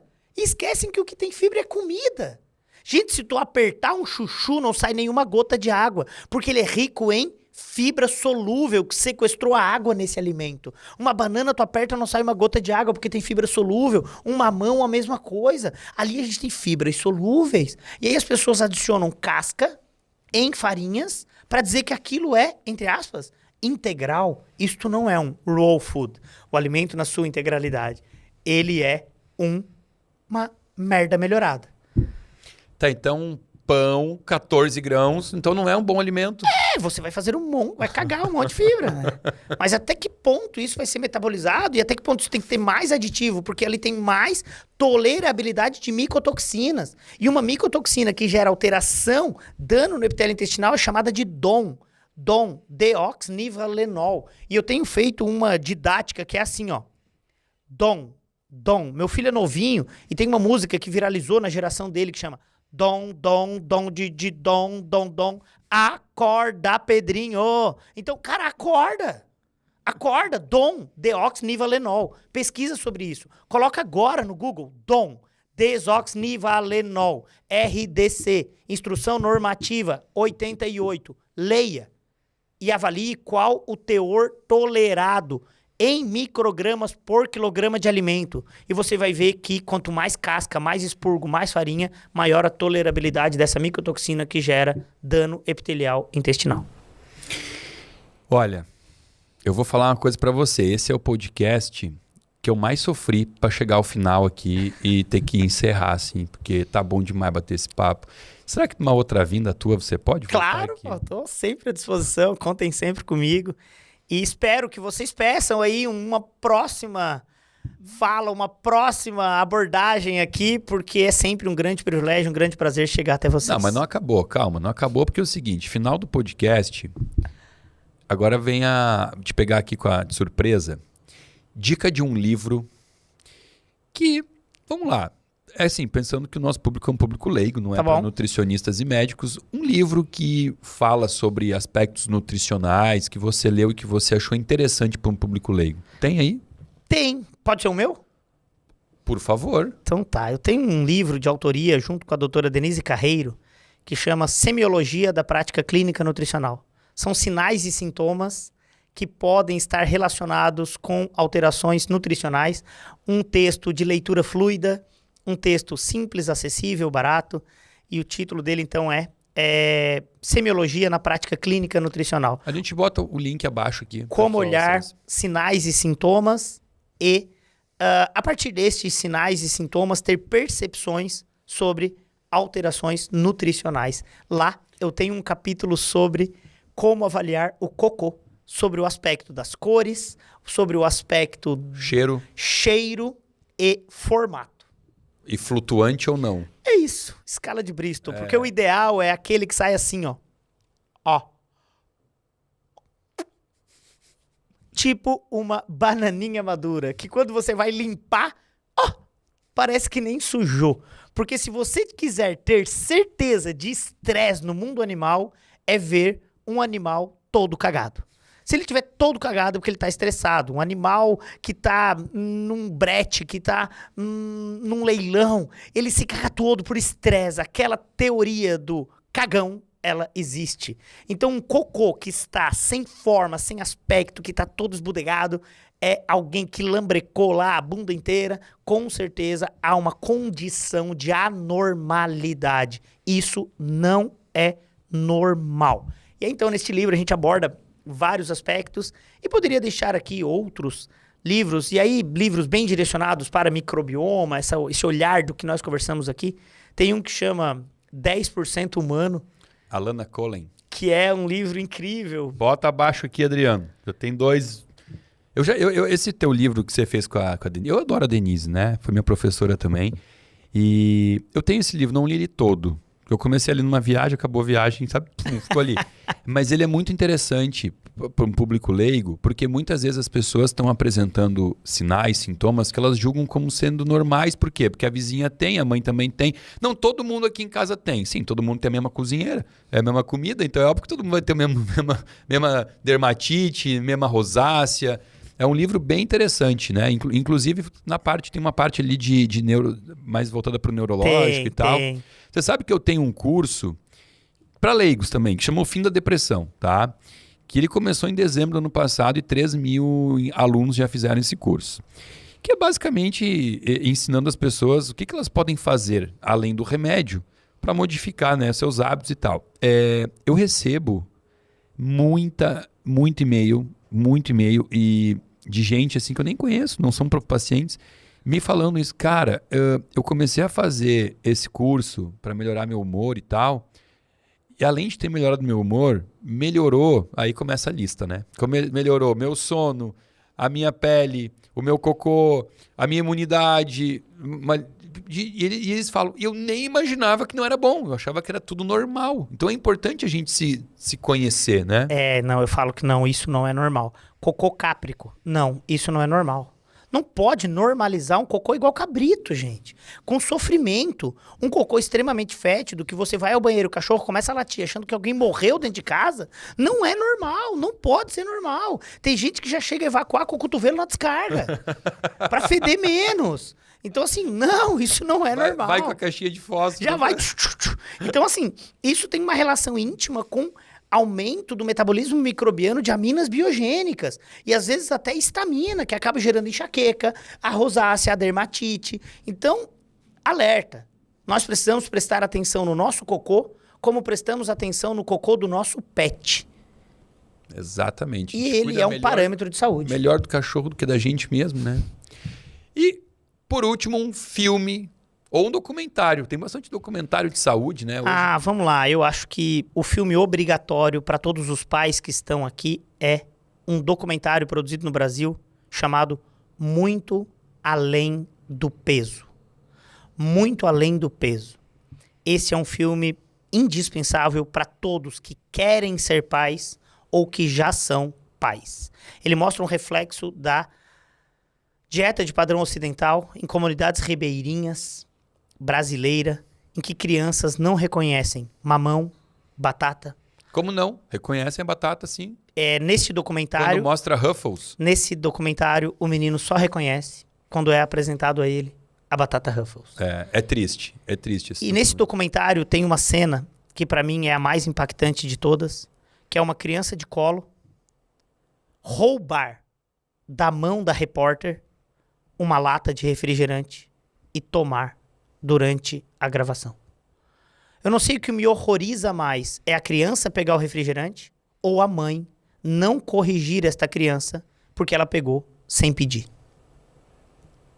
Então acho que a gente perdeu a relação de educação e principalmente educação nutricional. Esse documentário eu sempre indico para os meus pacientes que têm filho pequeno. Eu acho que não tá mais no Netflix há algum tempo. Tem no YouTube. Tem no YouTube. No YouTube tem. E ele tá sendo agora reproduzido pelo canal Futura. Bacana. Futura tem umas coisas legais, né? Tem. Ele passa lá em alguns momentos e tal. A pessoa pode assistir. Murilo, como é que eu faço para te agradecer, amigão? Que isso, por cara? Esse show que você deu aqui hoje, por ter vindo aqui prestigiar esse meu espaço que eu tenho com esse meu público. Olha, de verdade, é sempre um prazer enorme ter você perto de mim, militar junto contigo, né, nesse exército aí que cada vez cresce mais.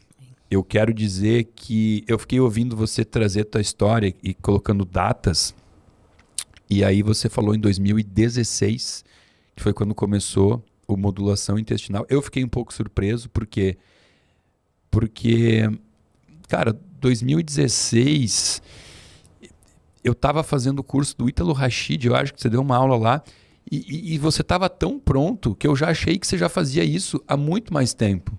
Então, assim, te dizer que pelo pouco tempo que você organizou esse teu curso, É impressionante, você falou de um monte de coisas, de peculiaridades, não vamos chamar de defeito, né? Você falou, sou disléxico, sou isso, tenho TDAH, mas você tem toque também. Tem. Você tem um toque que é perceptível, porque você é perfeccionista em tudo que você faz. E o curso Modulação Intestinal, que eu faço questão de indicar para todos os meus amigos médicos e nutricionistas, eu obrigo eles a fazerem, eu sempre ouço o mesmo comentário, nossa, é tudo muito organizado, é tudo muito perfeito, é pensado nos detalhes.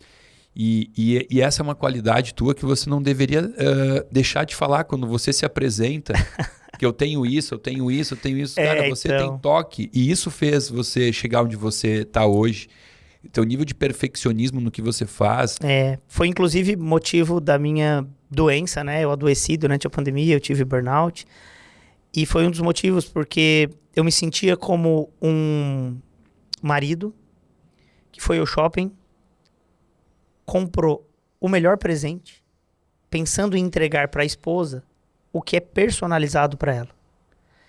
E eu, durante a pandemia, tive que gravar o curso. Eu não tinha o encontro presencial. E eu gravei o melhor curso para poder entregar para as pessoas.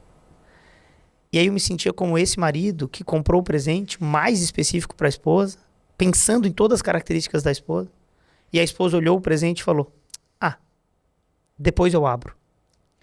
E as pessoas, às vezes, só porque compraram o curso, diziam, depois eu assisto. E aí eu tive um trauma, porque eu me sentia como esse marido, as pessoas comprando, garantindo a minha receita, mas não recebendo. Como aquelas que se matriculam numa academia e acham que vão emagrecer. Sim. E aí as pessoas compravam, mas não assistiam.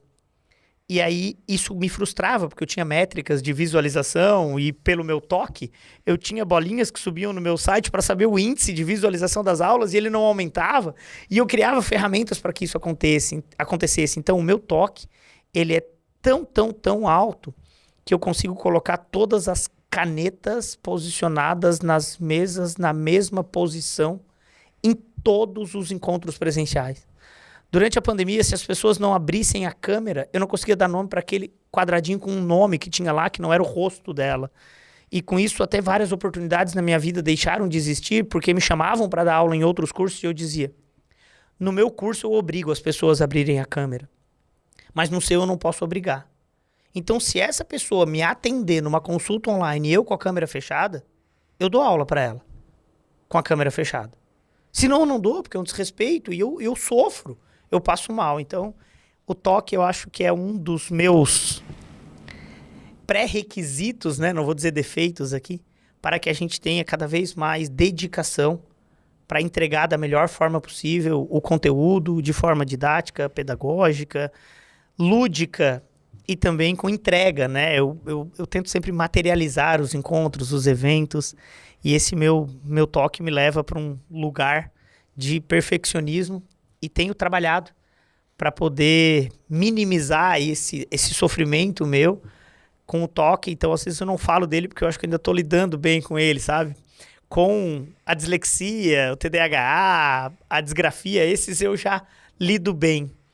Mas com toque, às vezes eu penso que ele ainda me prejudica, porque às vezes eu marco datas no meu cérebro para algumas coisas. E como nem tudo é ao nosso tempo, e sim ao tempo de Deus, ou ao tempo do que a gente não espera, porque a vida tem um caminho não linear, e às vezes eu fico achando que eu tô atrasado, que eu perdi o time, que não sei o quê, e aí, então ainda tô... Ainda sofre. Ainda sofro. Mas você vai tirar de letra e vai aprender a usar só a parte boa disso. Amém. Quem sabe não seja aqui o momento para que isso aconteça. Quem sabe? Esse bate-papo. Exatamente. E eu quero, cara, te desejar, assim, muita saúde, sabedoria e sapiência para que essa tua missão, porque a palavra que define o que você faz aqui na Terra é missão, que isso que você tenha como manter isso por muito mais tempo, porque os profissionais precisam de você. Amém. Eles precisam desse cérebro brilhante, não é só essa testa cheia de óleo, é uma mente brilhante em todos os aspectos, e que você possa tocar essas pessoas que procuram você hoje, né, os profissionais que fazem teu curso, que você possa doutriná-las, ensiná-las para que elas possam ir para os seus consultórios e mudar o mundo. Amém. Mudar a saúde das pessoas através de algo que funciona e não de algo paliativo ou mascarando sintomas. Então, você tem toda a minha admiração. Conta comigo para tudo que você precisar. Sempre você tem um amigão que está aqui embaixo do Brasil, passando um pouco de frio. Mas me ligou, tô dentro, tá? Conta comigo para tudo. Amém, amém. Muito obrigado pelo carinho, obrigado pela audiência de todos. Peço desculpas pela extensa fala, né? Falamos horas aqui. Foi ótimo. E muito obrigado pela oportunidade, obrigado pelo carinho. E quero finalizar aqui com uma frase que eu levo ela junto comigo, que é: descasque mais, desembale menos, porque quanto maior a vida do alimento, menor a sua. Então, Profundo. Precisamos descascar mais e desembalar menos. Ter um momento de qualidade com os filhos. Os teus filhos não querem guloseimas. Eles querem tempo de qualidade com você. E não é através de guloseimas que você vai educar os seus filhos. Cuidado. Porque aos 16 anos, ou 18, se eles estiverem com obesidade mórbida, eles podem entrar na justiça e processar você. Porque ele era uma criança. E quem comprou tudo que ele comeu foi você. Então, para que tenhamos boas escolhas, que tenhamos boas decisões. Olha, finalizou bem demais isso aqui, hein? Mexeu com quem está assistindo. Quem ficou até o final aqui, deu uma chacoalhada. Obrigado. Bonito. Você não perde o tempo, não perde a oportunidade, né? Sempre ele tem que dar um cutucão. Isso é o que define o professor Murilo Pereira. Eu quero agradecer você que ficou até o final aqui. Gratidão. E assim, lembrando, tá? Eu só consigo saber se eu tô trazendo gente boa ou ruim aqui se você escrever abaixo. Então, por favor, o teu comentário aqui é de extrema importância. E se você gostou desse conteúdo, se serviu para você, dá aquele likezinho. E se serviu também para os amigos, parentes, você tá ouvindo todo o conteúdo aqui, tá pensando naquele pai que tá intoxicando o filho, naquela tia tua que se atola no biscoito recheado, inclusive ela abre o biscoito recheado, ela lambe, depois ela come, né? Eu fazia isso. Bota esse vídeo, compartilha no grupo de WhatsApp da família, dos amigos, ajuda a ajudar o canal a crescer e ajudar também quem está perto de você, viu? A ter muito mais saúde.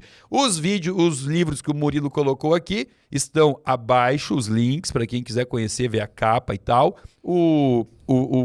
Dá para botar também, né? O vídeo, o documentário a gente pode pôr aqui, Muito Além do Peso. E também tem um link aqui abaixo que você pode acessar, se inscrever e passar a fazer parte de um grupo VIP de pessoas que recebe conteúdo gratuito e exclusivo toda semana aqui do meu canal.